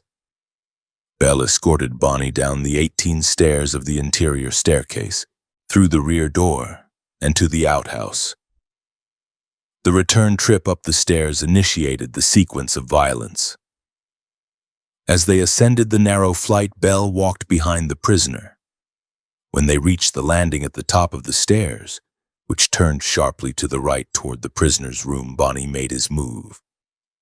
The mechanics of the escape remain a subject of forensic debate, but the physical reality was immediate and brutal. Bonnie, possessing unusually small hands and flexible wrists, likely slipped one hand out of the steel cuff. Alternatively, he may have simply turned with blinding speed and struck Bell with the heavy manacles. In the narrow confinement of the stairwell, Bonnie grappled with the deputy. Bell, taken by surprise, reached for his revolver, but he was too slow. The kid snatched the weapon, a Schofield or Colt revolver, from Bell's holster or from his own hand during the struggle. The metal of the gun flashed in the dim light of the hallway. Bell panicked. He turned and ran back down the stairs, attempting to flee the sudden threat. He reached the bottom of the flight and pivoted to run toward the back door. Bonnie, standing at the top of the landing, shuffled forward, the leg irons clanking loudly. He leveled the stolen pistol at the retreating deputy. He fired a single shot. The bullet struck Bell in the back, entering just below the shoulder blade. The heavy projectile smashed through the deputy's torso, perforating the lungs and severing the aorta before exiting the chest. Bell's momentum carried him out the back door into the yard. He stumbled into the arms of the magnificent German caretaker, Godfrey Gauss, who was working in the garden. "I'm killed," Bell gasped, the blood filling his throat. He collapsed into the dirt and died within moments, his life extinguishing in the dust of the jail yard. Across the street at the Wortley Hotel, Robert Ollinger heard the gunshot. It was a sharp, cracking report that cut through the noise of the dining room. Ollinger stiffened. He recognized the sound immediately. He abandoned his meal and the prisoners he was guarding. "That was a gun," he stated, or words to that effect, and ran out of the hotel. He crossed the wide dirt street of Lincoln, his boots pounding the earth. He assumed that Bell had been forced to shoot the kid during an escape attempt. He ran toward the courthouse, shouting to Gauss, asking what was happening. Bonnie, having dispatched Bell, did not flee immediately. He hobbled into the sheriff's office, the room adjacent to his cell. He located Ollinger's Whitney shotgun, the same weapon that had been used to torment him for weeks. He broke the breech, checking the loads.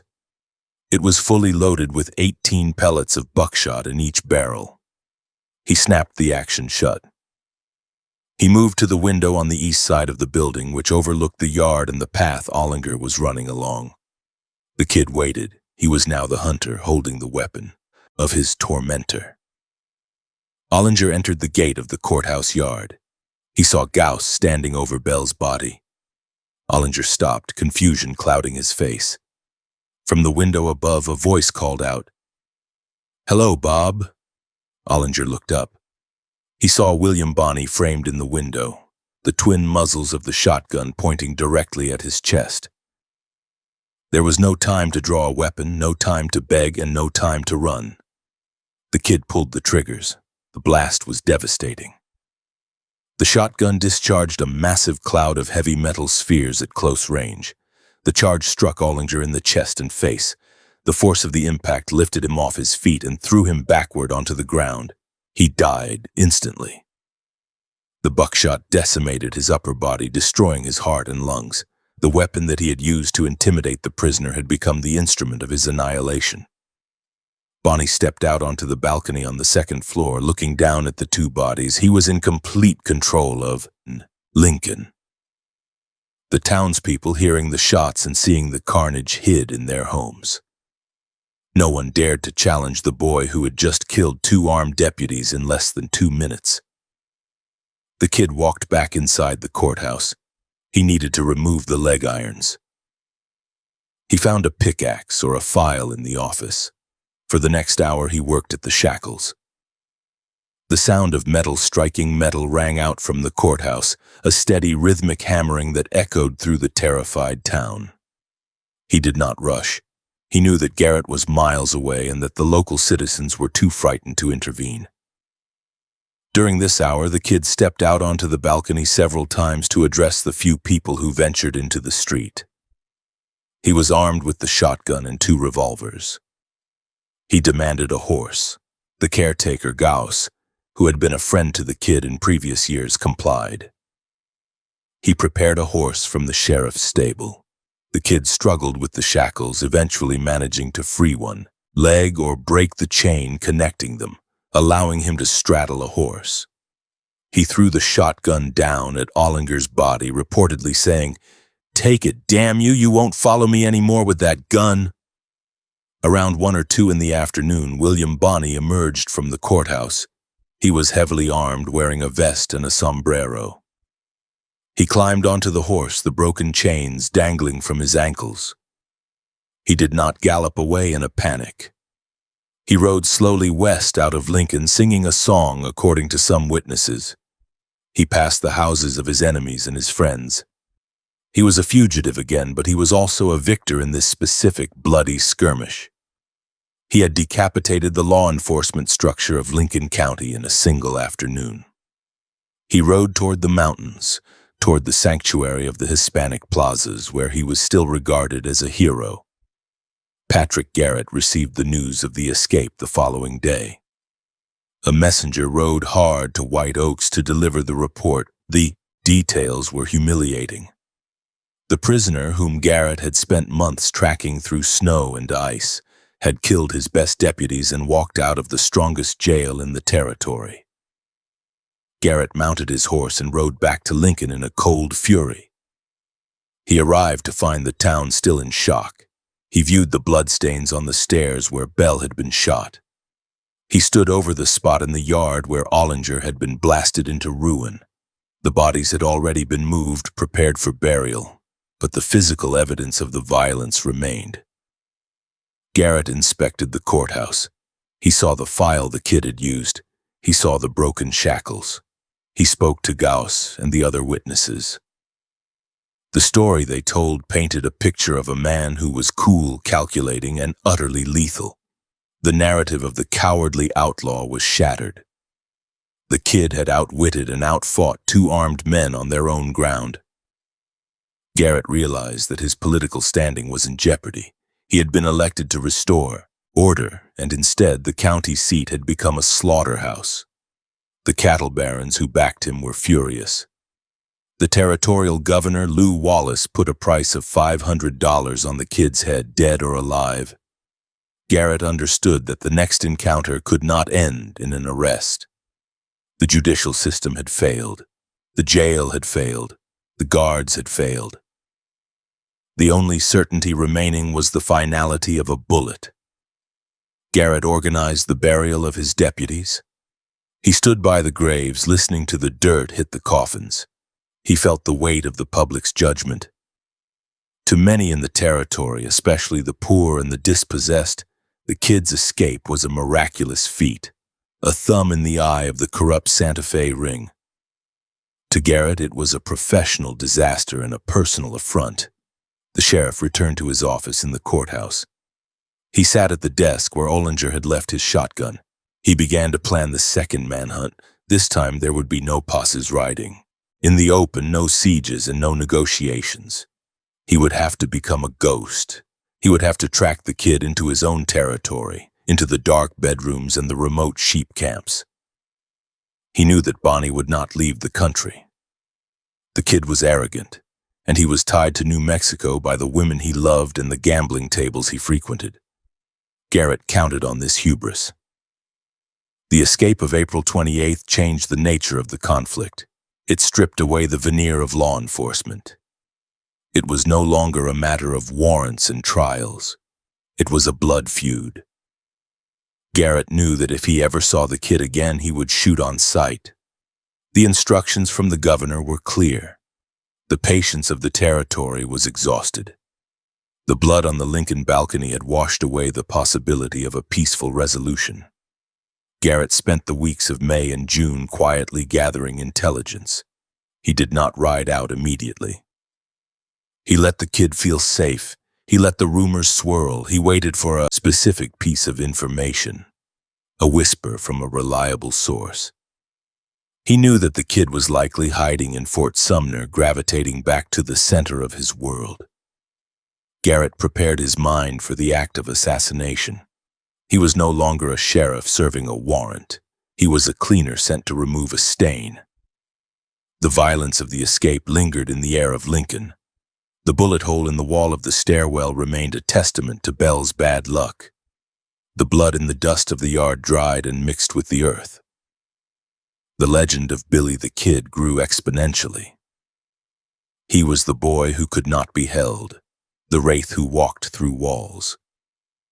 Garrett, the man who had caught him once, was now just a supporting character in the outlaw's drama.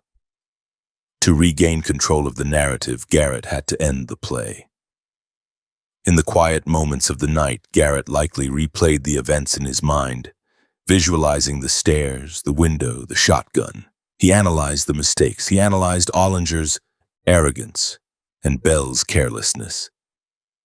He resolved not to repeat them. He checked his own weapon, a single-action Colt. He loaded it with fresh cartridges. He waited. The calendar turned to July. The heat of the summer set in, baking the high desert. The final confrontation was drawing near, moving toward them like a thunderstorm building over the Capitan Mountains. The escape had been the kid's masterpiece, but it was also the signature on his death warrant. By July of 1881, the high desert of New Mexico had settled into a scorching, oppressive heat that baked the moisture out of the earth and left the air shimmering above the mesquite. Sheriff Patrick Garrett remained in Lincoln, ostensibly tending to administrative duties, but his attention was entirely fixed on the intelligence reports filtering in from the Pecos Valley. The official narrative circulating in the territory suggested that William Bonney had fled the country, perhaps seeking refuge in the Sierra Madre of Mexico or the mining camps of Arizona. Garrett did not subscribe to this theory. He analyzed the psychology of the fugitive rather than the rumors. He understood that Bonney was not a survivalist who thrived in isolation. He was a social creature dependent on the adoration of his peers and, more specifically, the affection of the women in Fort Sumner. The sheriff calculated that the kid's arrogance, fueled by the successful escape in Lincoln, would draw him back to the center of his previous life. On July 10th, Garrett received a letter from a rancher named Brazil, or perhaps another confidential informant, stating explicitly that the kid was hiding in Fort Sumner. The letter confirmed Garrett's hypothesis. He assembled a small, discreet team for the operation. He did not raise a large posse, which would attract attention and alert the network of sympathizers that protected the outlaw. Instead, he selected two men, John W. Poe and Thomas McKinney. Poe was a stoic professional deputy and a former buffalo hunter who did not know the kid by sight, a factor Garrett considered advantageous as Poe would not be recognized by the locals. McKinney was a deputy who knew the area and the players involved. The three men departed Lincoln on horseback, traveling swiftly but unobtrusively. They avoided the main roads where possible, riding through the rough country to minimize their profile. The journey covered nearly 100 miles of broken terrain. They arrived in the vicinity of Fort Sumner on the 14th of July, 1881. Garrett halted the party outside the settlement in the dunes near the river. They waited for nightfall. The sun set, casting long purple shadows across the Pecos Valley, followed by a heavy moonless darkness. The air remained hot and still, filled with the sounds of crickets and the distant barking of dogs. Garrett formulated a plan to enter the town under the cover of this darkness. He intended to locate Pete Maxwell, the head of the powerful local family, and interrogate him regarding the kid's whereabouts. Garrett suspected that if the kid was in town, Maxwell would know, either willingly or as a coerced host. The three lawmen rode slowly into the plaza, the hooves of their horses muffled by the deep dust of the street. Fort Sumner was quiet. Most of the residents had retired for the night or were gathering in the dance halls where the noise would cover the sheriff's movements. They stopped near the peach orchard that bordered the Maxwell estate.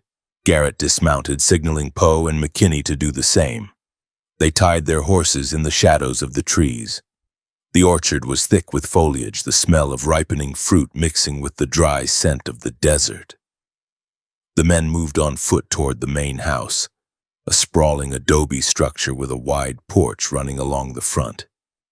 Garrett knew the layout intimately from his previous employment on the ranch. He knew which room belonged to Pete Maxwell and where the exits were located. This tactical knowledge was the primary asset he possessed in the dark. It was close to midnight. The town was asleep save for a few lit windows. Garrett led his deputies to the edge of the porch. He instructed Poe and McKinney to remain outside, positioned near the steps to intercept anyone attempting to leave or enter. He told them to be vigilant, but to hold their fire unless absolutely necessary. Garrett then stepped onto the wooden planks of the porch. He moved silently, his boots making no sound on the wood. He approached the door to Pete Maxwell's bedroom, which opened directly onto the veranda.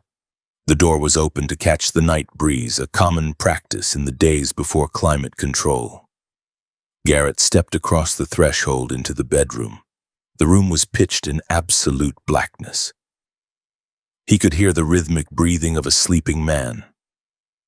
He moved toward the bed, navigating by memory and touch. He reached the side of the bed and sat down on the edge of the mattress. He placed his hand on the sleeper's shoulder and shook him gently. Pete Maxwell woke with a start, disoriented and frightened.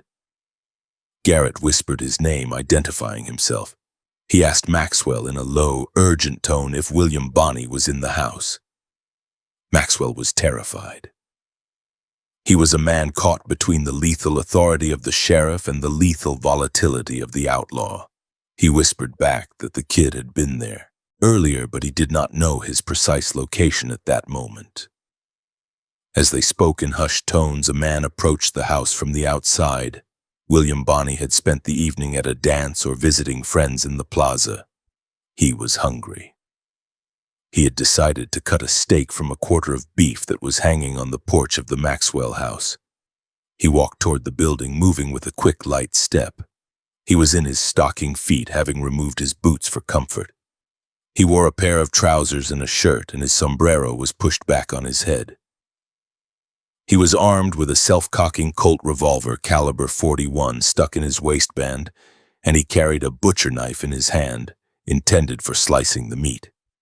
As Bonnie approached the porch, he saw the dark shapes of Poe and McKinney sitting on the steps. The deputies, seeing a man approach in the dark, did not recognize him. They assumed he was a servant or a local resident. Poe stood up, his hand on his gun. Bonnie, startled by the presence of strangers, reacted instantly. He did not draw his gun immediately, but stepped back, raising the knife and the pistol in a defensive posture. "¿Quién es?" he asked in Spanish. "Who is it?" Poe, not speaking Spanish and not recognizing the voice, told him not to be alarmed. He moved toward the kid. Bonnie retreated, backing toward the open door of Maxwell's room. He did not fire at the deputies. His hesitation likely stemmed from a desire to avoid shooting an innocent man if these were merely guests of the Maxwells. He backed over the threshold into the bedroom, seeking answers from Pete Maxwell. Inside the room, Garrett was still sitting on the edge of the bed, his conversation with Maxwell interrupted by the commotion on the porch. He heard the footsteps and the voices. He stiffened, his hand moving to the holster on his hip. The door was blocked by the silhouette of the man entering. The figure moved into the room, stepping out of the faint light of the doorway and into the heavy shadow near the bed. The kid sensed a presence in the room other than Maxwell. He felt the tension in the air. He moved toward the bed, the butcher knife still in his hand, the pistol in the other. He leaned forward, trying to discern the shape sitting next to Maxwell. "Pete," the kid whispered. "Who are those fellows outside?" Maxwell did not answer. He was frozen in fear. Garrett sat motionless, regulating his breathing. The kid moved closer, within arm's reach of the sheriff. He perceived the dark mass of Garrett's body. He raised his pistol, leveling it at the shadow. "¿Quién es?" he asked again, his voice sharp and demanding. "Who is it?" Garrett recognized the voice instantly. It was the same voice he had heard over card tables and across bar tops for 2 years. He saw the glint of the knife and the dull shine of the pistol barrel in the darkness. The distance between them was less than 6 feet. There was no time for an arrest. There was no time for a warning. The kid had a gun pointed at Garrett's chest and was milliseconds away from pulling the trigger. Garrett reacted with the instinct of a survivor. He did not stand up. He did not speak. He drew his revolver, a single-action Colt caliber .44. He rotated his body slightly to the left, bringing the weapon to bear on the source of the voice. He fired. The roar of the gunshot was deafening in the confined space of the adobe room. The muzzle flash illuminated the scene for a fraction of a second like a lightning strike. Garrett saw the kid's face, the eyes wide with surprise, the mouth opening to speak. The heavy .44 slug struck Bonnie in the chest, directly above the heart. The impact was massive. The bullet tore through the aorta, destroying the structural integrity of the heart muscle. Garrett fired a second shot immediately, a reflex double tap intended to ensure the target was neutralized. However, the first shot had already done the work. The kid collapsed, instantly falling face forward onto the floor. The second bullet went wide, burying itself in the adobe wall or the headboard of the bed. The room plunged back into darkness, now filled with the acrid, stinging smoke of black powder. Garrett threw himself to the floor, rolling away from the bed, anticipating return fire. He scrambled toward the door, shouting to his deputies. Pete Maxwell, screaming in terror, fled the room, running past the sheriff and out onto the porch. He nearly trampled Poe in his haste to escape the slaughterhouse his bedroom had become. Garrett emerged onto the porch a moment later, his gun still raised. "I got him," Garrett stated, his voice flat. "I think I got him." Poe and McKinney stood with their weapons drawn, staring into the dark doorway. Inside the room there was a brief, wet sound, a gasping struggle for air as the lungs failed, and then silence. The butcher knife clattered against the floorboards. The entire engagement had lasted less than 10 seconds from the moment the kid entered the room. The household erupted into chaos. The women of the Maxwell family, hearing the shots and the screams, ran into the hallway carrying candles and kerosene lamps. The flickering light cast long, dancing shadows on the walls. They approached the door of the bedroom, fear etched on their faces. Garrett took a lamp from one of the women, specifically Deluvina Maxwell, a Navajo servant who had been like a mother to the kid. Garrett, Poe, and McKinney entered the room cautiously. The air was thick with smoke. The light of the lamp revealed the body lying on the floor. William Bonney lay on his back, his arms flung out. The butcher knife lay near his hand. The pistol was still within reach. He was barefoot. He was dead. Garrett knelt beside the body. He checked for a pulse, though the nature of the wound made the action a formality. The bullet had entered the left side of the chest, passing through the heart and killing him almost instantly. The shirt was soaked in blood, a dark stain spreading rapidly across the fabric. The face of the outlaw was relaxed, the tension of the final moment gone. He looked younger than his 21 years. The reaction of the women was immediate and visceral. Deluvina threw herself on the body, wailing in grief. She cursed Garrett, calling him a murderer and a coward. She struck at him with her fists. Garrett stood up and stepped back, allowing the grief to play out. He did not argue. He did not try to justify the shooting. He walked out onto the porch, leaving the women to wash the body. The town of Fort Sumner woke up. The news traveled from house to house with the speed of a grass fire. Men gathered in the plaza, many of them armed. The mood was ugly. The kid was a criminal to the cattle barons, but to the people of the Pecos, he was a neighbor and a protector. They viewed Garrett as an invader who had assassinated one of their own in the dark. Poe and McKinney urged Garrett to leave, fearing a riot. Garrett refused to flee. He knew that to leave now would be to admit guilt. He remained on the porch of the Maxwell house, his rifle in the crook of his arm, watching the crowd. He spoke to the leaders of the community, explaining what had happened. He emphasized that the kid had come into the room armed and that he, Garrett, had fired in self-defense. He demanded that the coroner be summoned to conduct an official inquest. The night dragged on. The body was moved from the floor to a carpenter's bench in the carpentry shop across the plaza. Someone found candles and placed them around the corpse. The locals filed past to pay their respects. They looked at the small, slight body of the boy who had terrorized a territory. He looked harmless in death, his front teeth slightly exposed, his hands clean of the gun grease. Garrett paced the plaza, the adrenaline fading, replaced by a cold fatigue. He had done it. He had killed the most famous outlaw in the West. He had fulfilled his contract. But the victory felt hollow. There was no grandeur in it. It was a sordid, messy killing in a dark bedroom. He had shot a man who was looking for a stake, a man who had hesitated to shoot him first. The ambiguity of the encounter would haunt him. The next morning, July 15th, the Justice of the Peace, Alejandro Segura, convened a coroner's jury. They examined the body, they examined the room. They listened to the testimony of Garrett, Poe, and Maxwell. The jury, composed of local men who knew both Garrett and the kid, returned a verdict of justifiable homicide. They stated that William Bonney had died from a gunshot wound inflicted by Sheriff Patrick Garrett in the performance of his legal duty.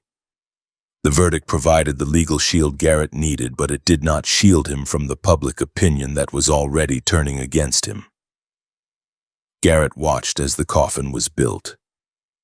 It was a simple pine box. The funeral was held later that day. The kid was buried in the cemetery at Fort Sumner next to his fallen comrades, Tom O'Folliard and Charlie Boder. Garrett did not attend the service. He stayed in the background, a silent observer of the end of the era he had helped to close. The killing of Billy the Kid was the defining moment of Pat Garrett's life.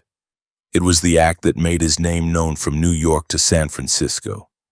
But as he stood in the blinding sun of July 15th, looking at the fresh earth of the grave, He must have sensed that the fame he had purchased with that bullet was tainted. He had killed a legend, and in doing so, he had become the villain in the story. The Black Room at the Maxwell Manor was not just the place where Billy the Kid died. It was the place where Pat Garrett's undoing began. The ghost of the boy in the stocking feet would follow him for the rest of his days, a shadow that no amount of light could dispel. The morning of July 15, 1881 brought a silence to Fort Sumner that felt heavy and accusatory. Patrick Garrett stood in the plaza watching the residents move with their heads down, their eyes avoiding his gaze. The previous night he had discharged his weapon into the chest of William Bonney, ending the manhunt that had consumed the territory for 6 months. Garrett expected the relief of a completed contract, perhaps even the grim satisfaction of a soldier who had neutralized an enemy combatant. Instead, he found himself standing in a vacuum of approval. The Hispanic community of the Pecos Valley, who had fed the kid and danced with him at the bales, did not view the event as a triumph of law and order. They viewed it as an assassination. The whispers began immediately circulating through the adobe houses and the saloons. They said the sheriff had hidden in the dark. They said he had not given the boy a chance to surrender. They said it was a killing born of fear rather than justice. The news traveled outward from the isolated valley, carried by riders to the telegraph station at Las Vegas. By July 18, 1881, the story was on the wires, flashing across the United States to newspapers in New York, Chicago, and San Francisco. The initial reports were factual, stating that the notorious outlaw had been killed. However, as the details of the encounter in the Maxwell bedroom emerged, the editorial tone shifted. The Las Vegas Gazette, a paper that had previously supported the suppression of the rustlers, published accounts that questioned the sheriff's methods.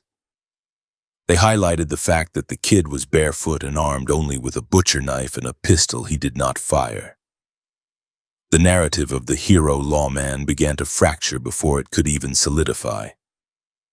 Garrett found himself labeled not as a savior but as a bushwhacker who had shot a man without warning in a darkened room.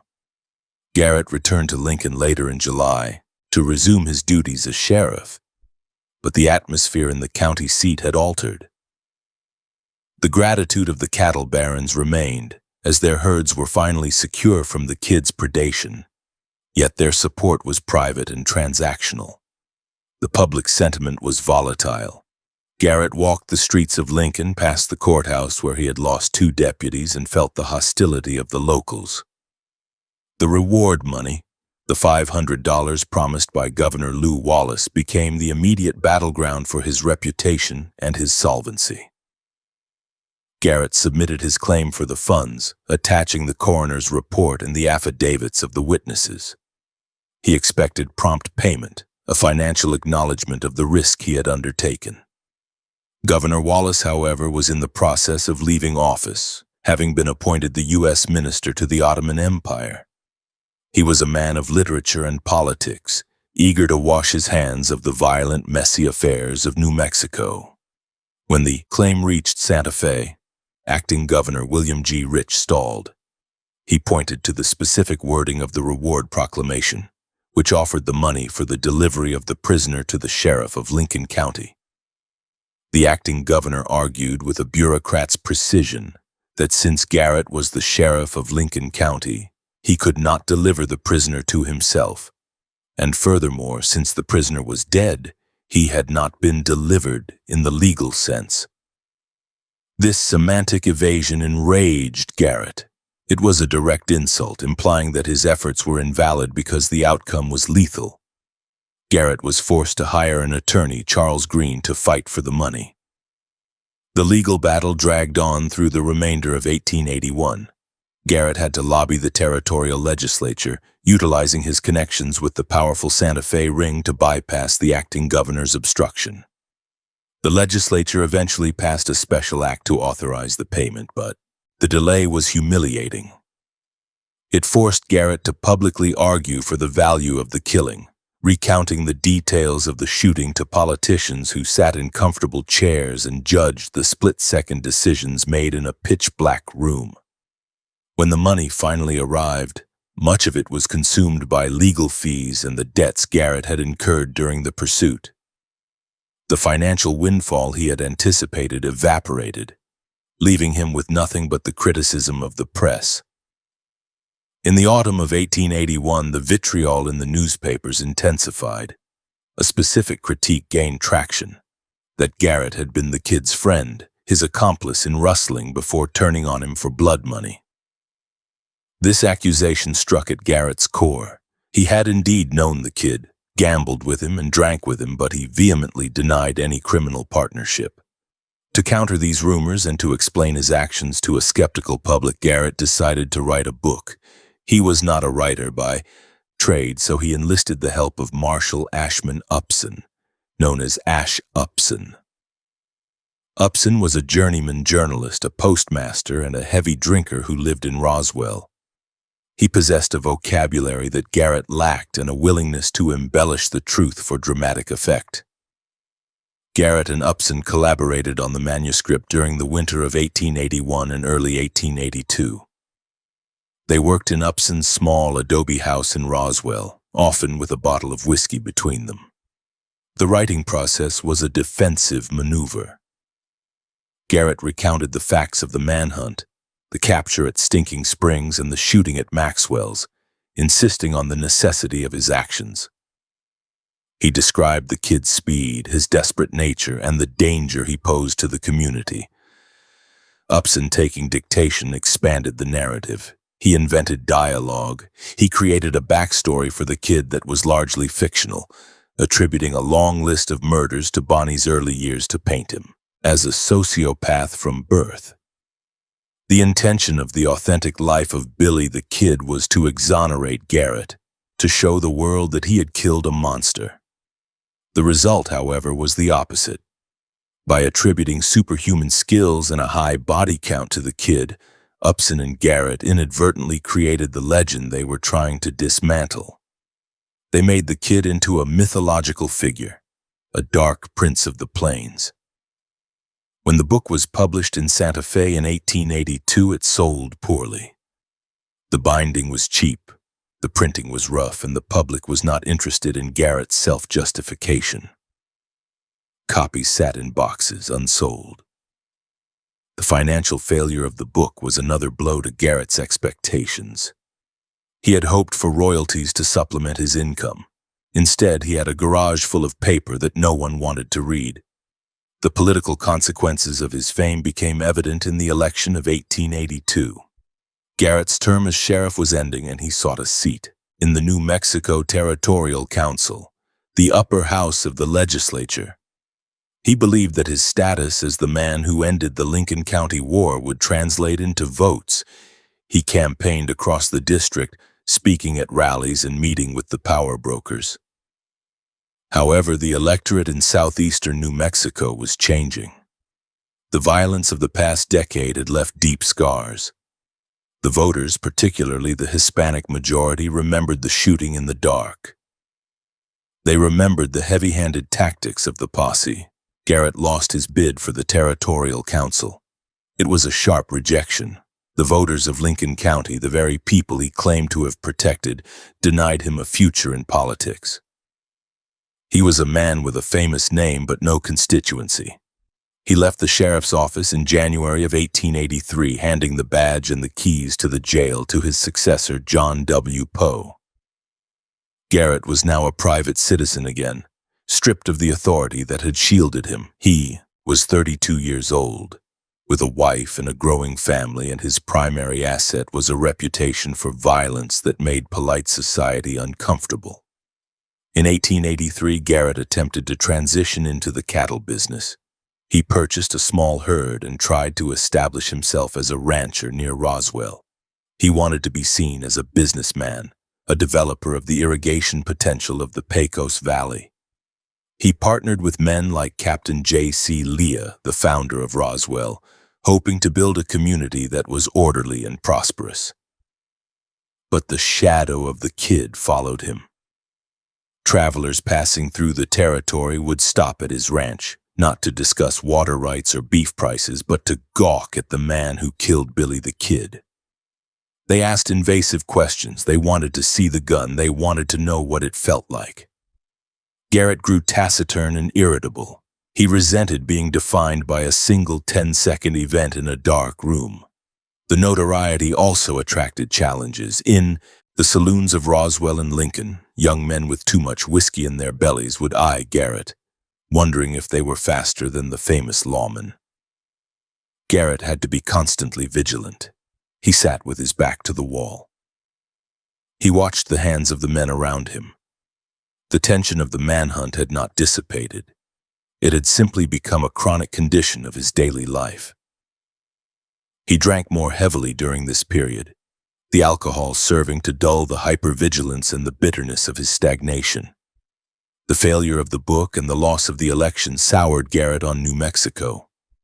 He felt unappreciated, a tool that had been used by the Santa Fe ring to clean up a mess and then discarded when the work was done. The territory was moving towards statehood, towards civilization, and men like Garrett, men who solved problems with a .44 caliber revolver, were becoming anachronisms. The lawyers and the politicians were taking over, and they viewed the old gunmen as embarrassments. In 1884, looking for a new start and a steady income, Garrett turned his eyes back to Texas. The cattle industry in the Panhandle was booming, and with it, the problem of rustling. The great ranches, funded by British and Scottish capital, were losing stock to organized thieves. They needed men who knew how to track and how to fight. Governor John Ireland of Texas and the frantic cattlemen authorized the formation of a special company of Texas Rangers to patrol the Panhandle. This unit was known as the LS Rangers, named after the LS Ranch, which provided much of the funding. Garrett saw an opportunity to utilize his specific skill set in a jurisdiction where his reputation might still command respect. He applied for a commission as a captain in the Rangers. The title appealed to his vanity. He had always preferred the honorific captain to sheriff. He secured the appointment in 1884. He packed his gear, leaving his family in Roswell temporarily, and rode east into the Texas plains. The landscape was familiar, the same flat, wind-scoured country where he had hunted buffalo and killed Joe Briscoe 8 years earlier. His time with the LS Rangers was intended to be a triumphal return to the field, but it proved to be a frustration. The nature of law enforcement had changed. The open combat of the Lincoln County War was replaced by legal maneuvering and jurisdiction disputes. Garrett led his men across the Panhandle, chasing rustlers who slipped across the state lines into New Mexico or the Indian Territory. He found that the thieves were often better organized than the law. The glamour of the chase was gone, replaced by the drudgery of long patrols, bad food, and low pay. One specific incident in 1884 highlighted the decline of his professional satisfaction. Garrett and his Rangers tracked a group of rustlers to a location near the Canadian River. They surrounded the camp, much as he had done at Stinking Springs. However, instead of a shootout or a surrender, the rustlers produced legal documents claiming ownership of the cattle. The confrontation dissolved into a bureaucratic argument. Garrett, the man who had shot the kid without a word, found himself impotent in the face of lawyers and judges who protected the thieves. He realized that the frontier he understood was vanishing. He resigned his commission in the Rangers in 1885, serving less than a year. The constraints of the organization and the lack of decisive action did not suit his temperament. He returned to New Mexico, to the Pecos Valley, with little to show for his time in Texas but more dust on his coat. The fame of 1881 had not brought him wealth or political power. It had brought him a failed book, a lost election, and a reputation that he could not outrun. Garrett began to exhibit signs of a hardening cynicism. He became more litigious, involved in disputes over land and water rights. He argued with his neighbors. The hero of the territory was becoming a crank, a man who believed the world owed him a debt it refused to pay. He looked at the prosperous ranches of the men who had hired him, Chisholm, Leah, Maxwell, and saw that they had grown rich while he remained a struggling operator. He had done the dirty work, the killing that made the valley safe for investment, and in return, he was treated as a hired gun who should have exited the stage when the curtain fell. The criticism from the press never completely ceased.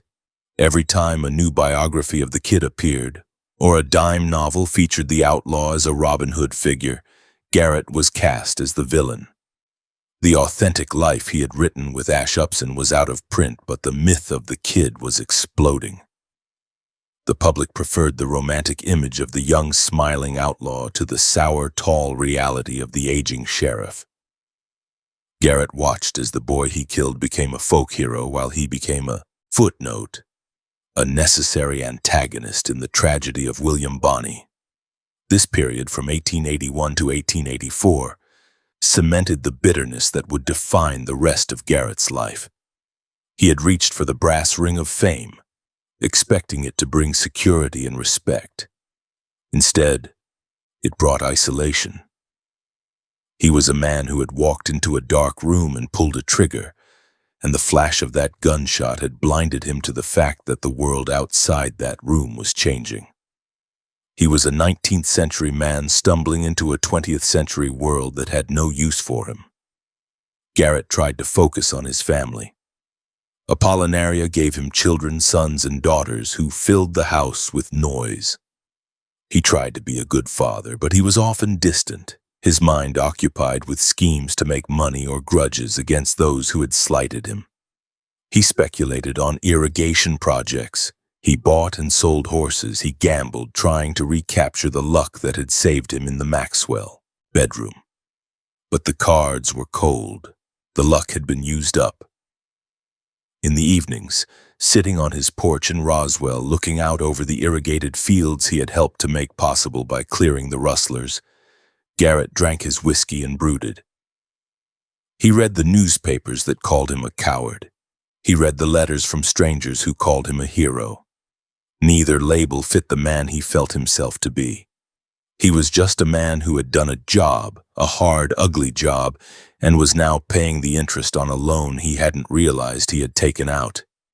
The years of the buffalo hunt, the years of the war, they were all behind him.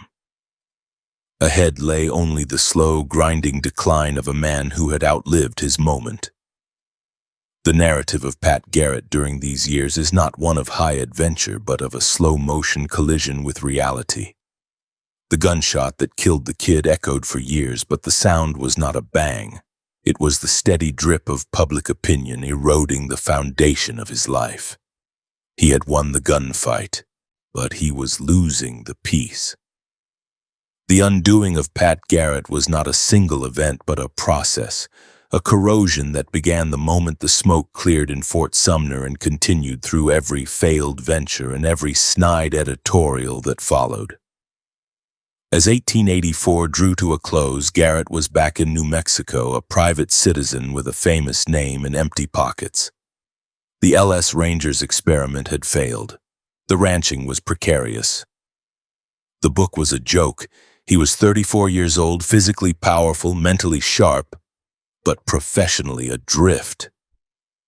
He was a lawman without a badge, a soldier without a war. He waited for the next call, the next chance to prove that he was more than just the man who killed Billy the Kid. But the calls were becoming fewer and the silence of the desert was becoming louder.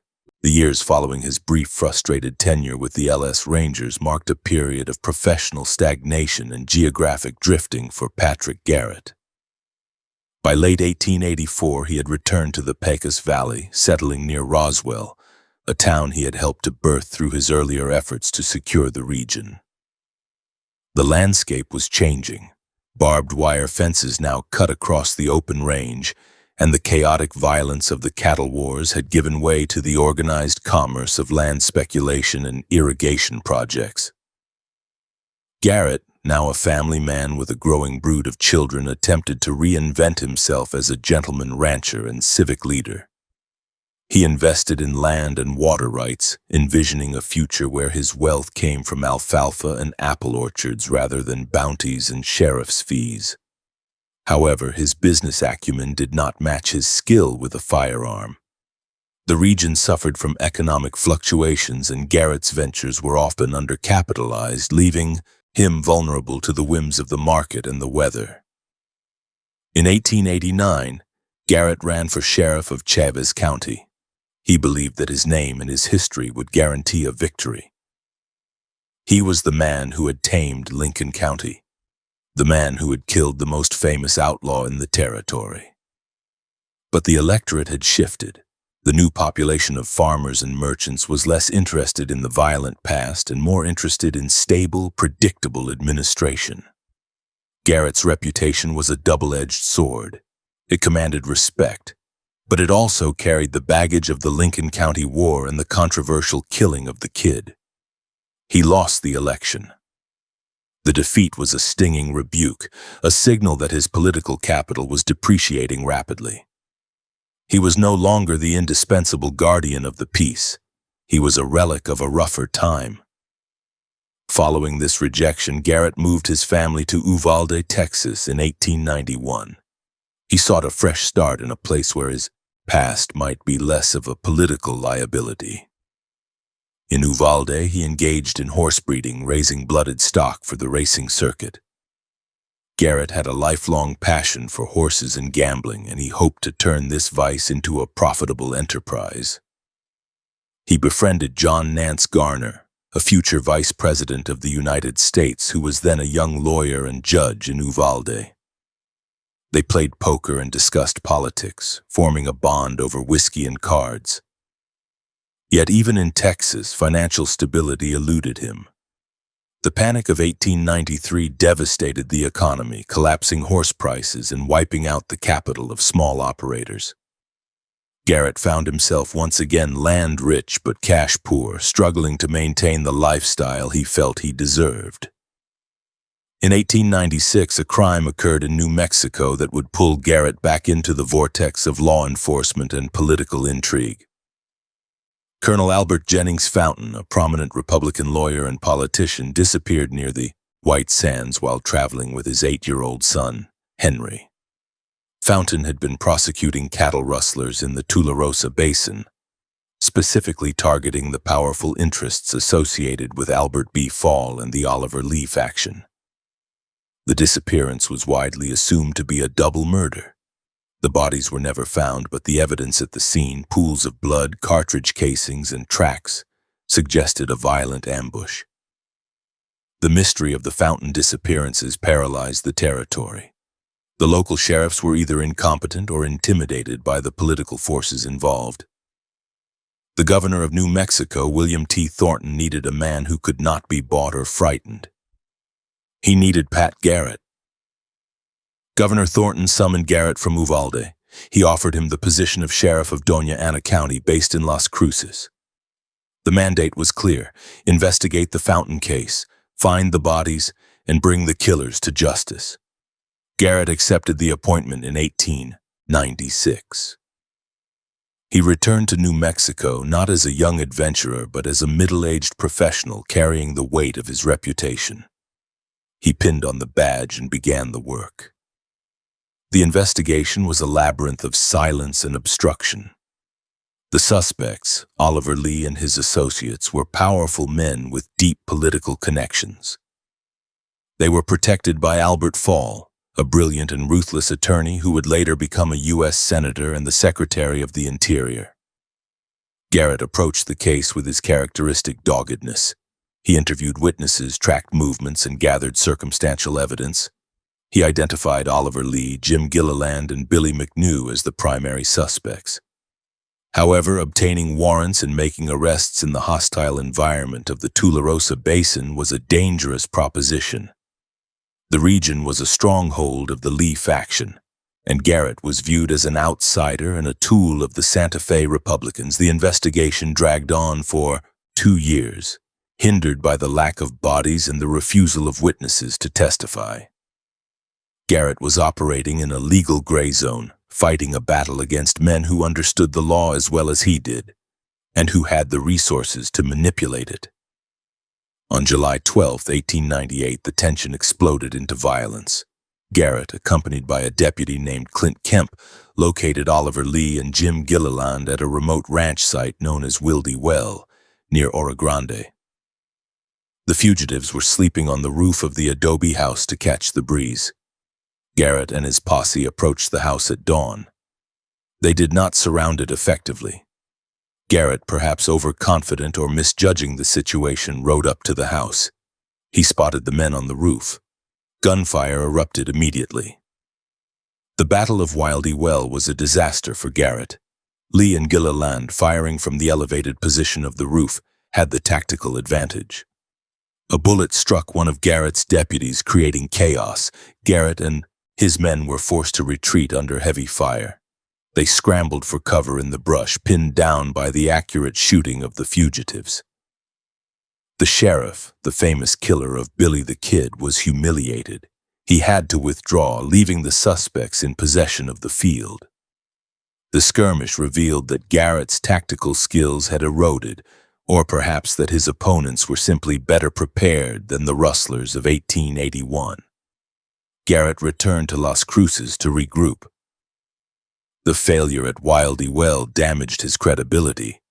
The press mocked him. Albert Fall used the incident to paint Garrett as an aggressor who attacked sleeping men without provocation. The legal maneuvering intensified. Lee and Gilliland eventually surrendered, but not to Garrett.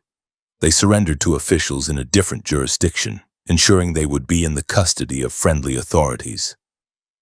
The trial for the murder of Henry Fountain, the prosecution chose to try the case of the boy, hoping for a sympathetic jury, was held in Hillsborough in 1899. The trial was a spectacle of territorial politics. Albert Fall led the defense. He dismantled the prosecution's case, which relied heavily on circumstantial evidence and the testimony of unreliable witnesses. The bodies of Albert and Henry Fountain had never been found, a fact that Fall emphasized repeatedly. Without a corpus delicti, it was difficult to prove murder beyond a reasonable doubt. Garrett testified, detailing his investigation and the tracks he had found, but Fall cross-examined him ruthlessly. He attacked Garrett's character, bringing up the killing of the kid and portraying the sheriff as a gunman rather than a lawman. The jury deliberated quickly. They returned a verdict of not guilty. Oliver Lee and Jim Gilliland walked out of the courthouse as free men. Garrett sat in the courtroom watching his 2 years of work dissolve. He had failed to secure a conviction. He had failed to find the bodies. The Fountain case remains one of the great unsolved mysteries of the West. But for Garrett, it was a definitive professional failure. The verdict signaled the end of his utility as a high-profile lawman. The era when a sheriff could settle matters with a gun was over. The era of the courtroom lawyer had arrived, and Garrett was ill-equipped for this new battlefield. During his time in Las Cruces, Garrett's personal life also began to fray. He developed a reputation for being difficult, arrogant, and morose. He spent long hours in the saloons, drinking heavily and gambling at the poker tables. He accumulated debts. He borrowed money from friends and failed to repay it. He became involved in a scandalous affair with a prostitute known as Running Water, a relationship that humiliated his wife, Apollinaria, and alienated him from the respectable society of Las Cruces. Garrett was spiraling. He was a man who needed conflict to define himself, and in the absence of a clear enemy, he turned his destructive energies inward. In 1899, his term as sheriff expired. He did not seek re-election, knowing he would not win. He was nearly 50 years old. His hair was graying, his face lined by the sun and the stress of a life lived on the edge of violence. He retired to his ranch in the San Andres Mountains, a desolate, beautiful tract of land he had acquired. He tried again to be a rancher, running cattle and horses in the rough canyons. But the solitude did not bring peace. It brought isolation. He brooded on his failures, the lost election, the fountain case, the unpaid debts.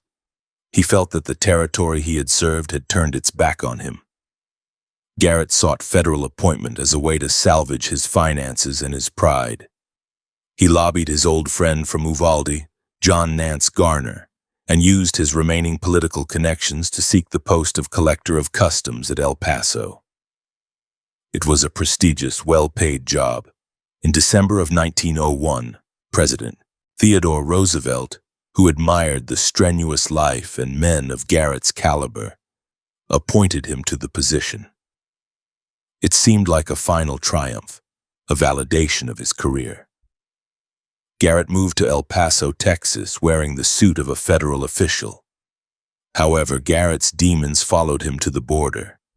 He could not conform to the diplomatic requirements of the office. He was blunt, abrasive, and prone to drinking on duty. He punched a man in a fist fight on the streets of El Paso, an act unbecoming of a presidential appointee. But the incident that sealed his fate occurred in 1905. President Roosevelt invited the Rough Riders to a reunion in San Antonio. Garrett attended, bringing with him a guest, Tom Powers, a notorious saloon keeper and gambler from El Paso. Garrett introduced Powers to the President of the United States as a close friend. The press seized on the gaffe. Roosevelt was embarrassed. He viewed Garrett's association with the sporting element as a lack of judgment. When Garrett's term expired in 1906, Roosevelt refused to reappoint him. Garrett returned to his ranch in the San Andres Mountains in 1906, stripped of his federal salary and his status. He was now in severe financial distress. He owed taxes, he owed banks, he owed personal loans. His ranch was heavily mortgaged. He was trapped in a corner, much like the outlaws he had once hunted. He began to drink more ferociously. His temper became shorter. He argued with his neighbors over grazing rights. He argued with his family. He was a man watching the walls close in. One of his neighbors was a rancher named W. Cox, a wealthy and powerful man who had purchased the Oliver Lee Ranch. Cox had been on the periphery of the Fountain mystery and was not a friend of Garrett. Another neighbor was Wayne Brazel, a young cowboy who was leasing land from Garrett.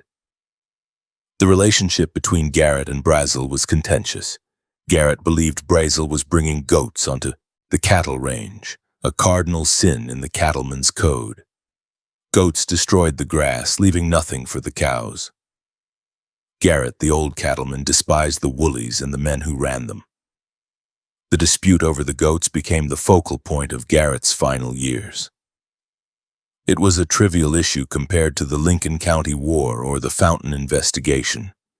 But for a man with nothing left but his land, it became a matter of existential importance. Garrett threatened Brazel. He told him to get the goats off the land or there would be trouble. Brazel, a quiet man who was reportedly fearful of Garrett's reputation, sought the protection of W. Cox. The stage was set for a confrontation that was driven not by high crimes, but by debt, goats, and the pride of a desperate man. By 1899, the transition was complete. The famous sheriff who had ridden into Fort Sumner in the dark was gone. In his place was a debtor, a failed politician, and a man who had lost the respect of his peers. The wilderness of the San Andres Mountains was not a refuge, it was a prison. Garrett sat on his porch looking out at the white sands, knowing that his name was still known in New York and London, but that in New Mexico it was spoken with a mixture of pity and contempt. He was a lawman who had outlived the lawless frontier, leaving him with no function and no future. The shadows were lengthening, and the sun was setting on the long, violent day of Patrick Floyd Garrett. The winter of 1907 bled into the spring of 1908 with a dryness that cracked the earth of the Tularosa Basin, mirroring the fractured state of Patrick Garrett's existence. At 57 years old, the former lawman was physically intact, but financially destitute. His ranch in the San Andres Mountains, the Bear Canyon property, was heavily mortgaged and failing to produce sufficient income to service the debts he owed to the banks in Las Cruces. The landscape around him was harsh, a collection of rocky canyons and scrub brush that resisted domestication. Garrett spent his days riding the fence lines, observing the deterioration of his cattle and the encroachment of the animals he despised above all others, the goats. The presence of these animals, leased by his neighbor and tenant Wayne Brazel, was not merely an agricultural nuisance. It was a daily, bleeding reminder of his loss of control. The goats stripped the range of grass, leaving the ground bare, just as the creditors were stripping Garrett of his assets. In January of 1908, a potential exit strategy emerged from the dust. A man named Carl Adamson, a rancher with connections to the shadowy political figures of El Paso, approached Garrett with an offer to purchase the Bear Canyon Ranch. The proposal was complex, involving the transfer of the land and the livestock, but it hinged on the eviction of Wayne Brazel and his goats. Adamson stated clearly that he would not close the deal if the goats remained on the premises. For Garrett, this deal represented a lifeline, a final chance to liquidate his holdings, pay off his crushing debts, and perhaps retire to a quiet life in Las Cruces or El Paso. However, the obstacle was Brazel, who held a valid lease on the grazing rights. Garrett, reverting to the tactics that had served him in the 1870s, attempted to intimidate Brazel into breaking the lease. He issued threats, warning the younger man that he would remove the goats by force if necessary. The tension escalated throughout February. Brazel, a quiet cowboy of 31 years, was backed by the powerful rancher W. Cox, who held the mortgage on Garrett's cattle. Cox was a man of significant influence in the territory, and his support gave Brazel the confidence to stand his ground against the aging gunman.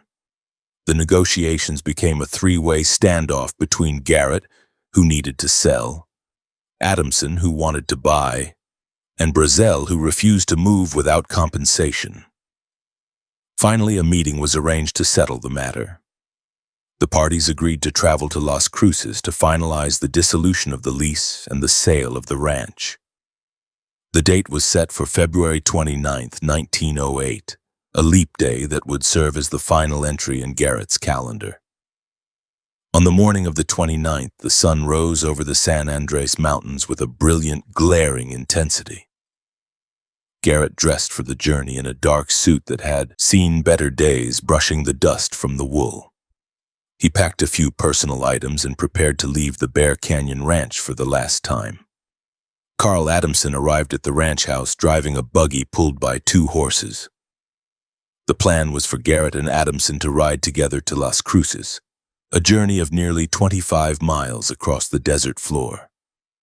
Wayne Brazel would ride alongside them on horseback. The arrangement was awkward, placing the antagonists in close proximity for several hours of travel through the desolate wilderness. They departed the ranch in the mid-morning. The road to Las Cruces was little more than a rutted wagon track winding through the mesquite and creosote bush. Garrett sat in the buggy next to Adamson, his long legs cramped in the small space. He carried a double-barreled shotgun, which he placed on the floorboards of the vehicle, the barrels leaning against the seat. It was a tool for shooting quail or rabbits, broken open to show it was unloaded, a gesture of casual use rather than combat readiness. Brazel rode his horse a short distance behind or beside the buggy, maintaining a wary distance. The conversation in the buggy was sparse. Adamson, a man who played his cards close to his vest, spoke of the cattle market and the weather. Garrett, brooding and volatile, complained about the goats and the stubbornness of Brazel. As the miles ground away under the wheels of the buggy, the heat of the day increased. The dust kicked up by the horses coated the men's clothing and settled in the lines of their faces. Around noon, they reached a point in the road near the Alameda Arroyo, about 4 miles east of Las Cruces. The terrain here was open, a vast expanse of sand and scrub stretching toward the Organ Mountains in the distance. The isolation was absolute. There were no other travelers, no witnesses to the drama that was playing out on the lonely mail road. Garrett, perhaps needing to relieve himself or simply wanting to stretch his legs, signaled for Adamson to stop the buggy.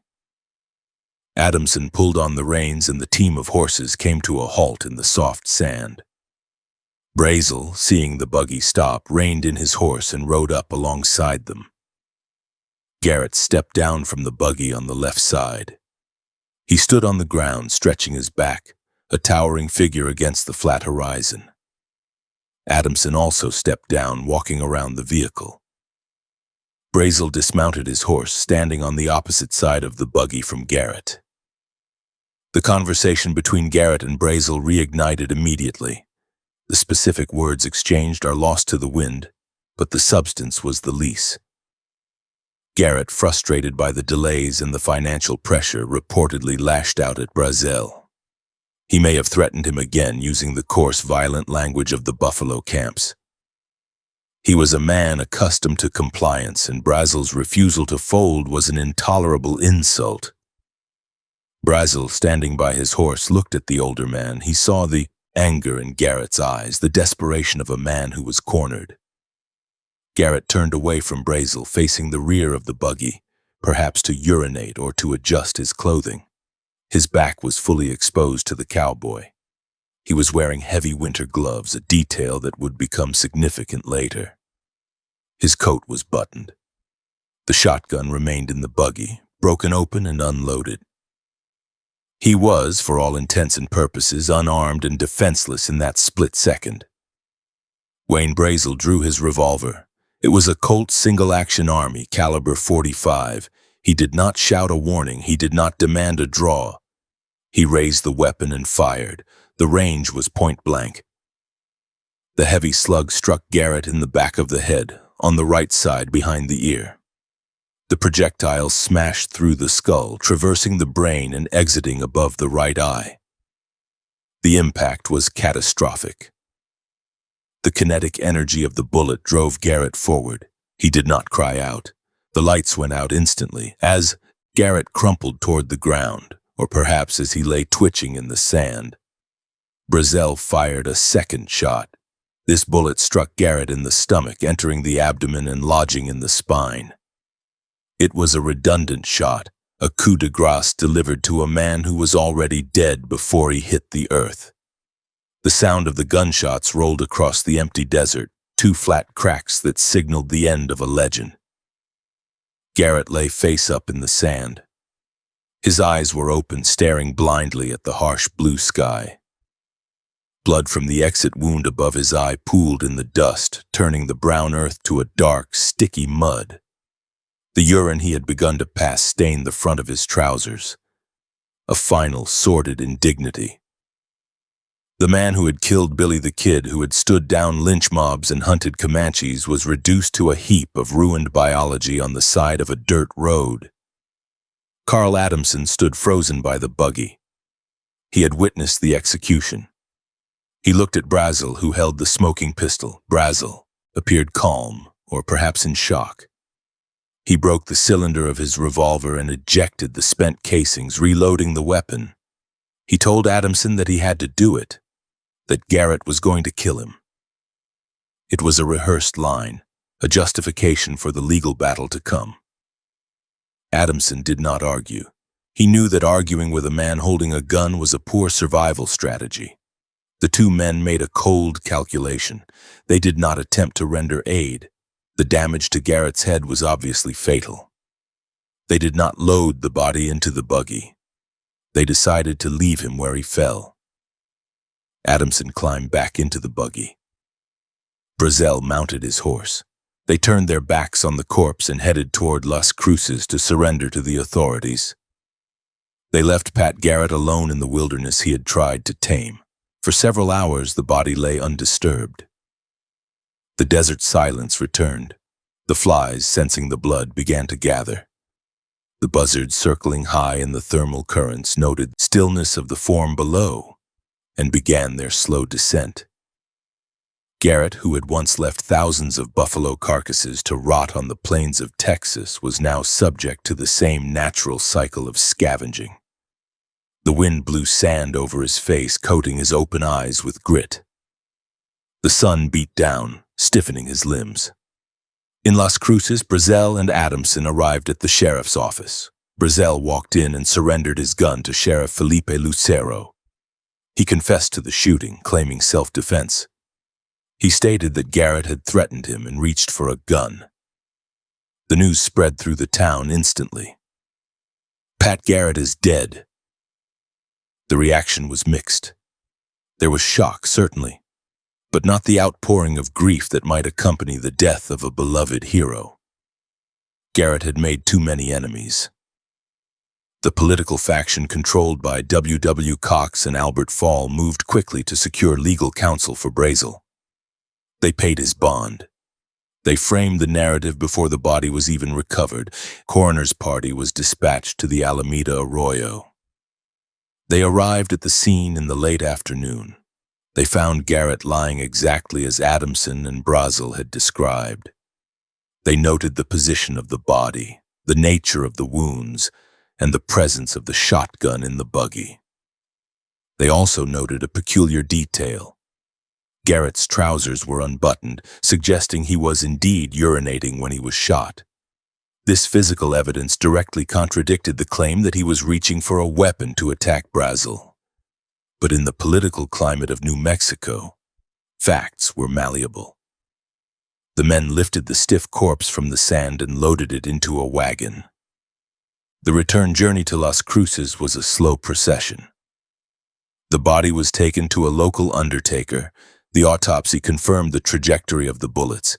The shot to the head had entered from the rear. It was an assassination, an execution performed from behind. Yet the legal machinery began to grind in favor of the killer. The narrative was established that Garrett was a dangerous, violent man who had finally pushed someone too far. Garrett's funeral was held on March 5, 1908. It was a modest affair. He was buried in the Masonic Cemetery in Las Cruces, later moved to the Oddfellows Cemetery.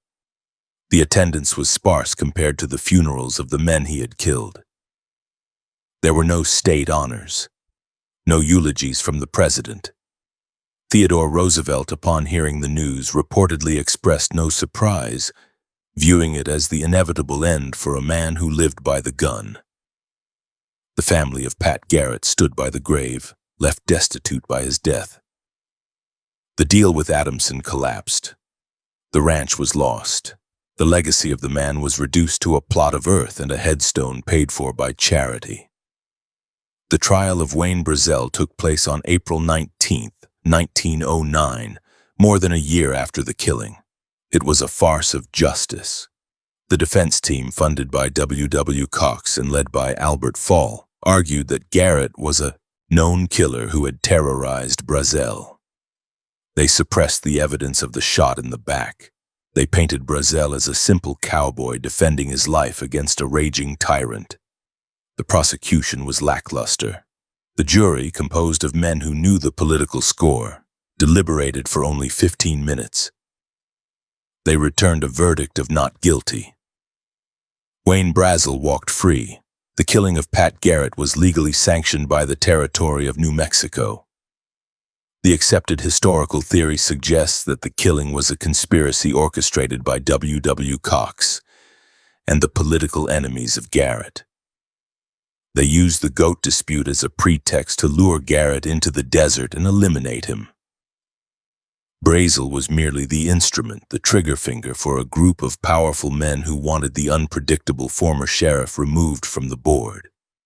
Carl Adamson, the witness who saw everything, never testified to the truth of the ambush, likely paid for his silence or intimidated into compliance. The death of Pat Garrett marked the definitive end of the Wild West era in New Mexico. He was a transitional figure, a man who bridged the gap between the chaotic violence of the Lincoln County War and the organized corruption of the Santa Fe Ring. He lived by the code of force, believing that a man's will could be imposed through the barrel of a gun. In the end, He was destroyed by that same code, utilized by men who had refined it into a system of political murder. The irony of his death was absolute. The man who had shot Billy the Kid in the dark was himself shot in the back while relieving himself on a roadside. The fame he had chased, the recognition he had demanded ultimately meant nothing in the solitude of the Alameda Arroyo. He died as he had lived in his later years, angry, broke, and isolated. The wind that swept across his grave carried the dust of the Buffalo Plains and the ashes of the Lincoln County Courthouse, covering the memory of the tall man from Alabama who had tried to write his name in history but found that history was written by the survivors. Garrett's undoing was total.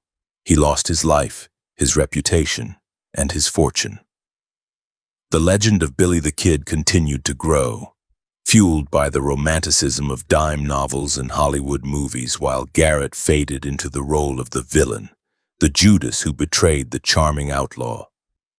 The gruesome atrocities of his past, the slaughter of the buffalo, the killing of Joe Briscoe, the ambush of the Kid, were not balanced by his service as a lawman. They were merely the prologue to his own violent exit.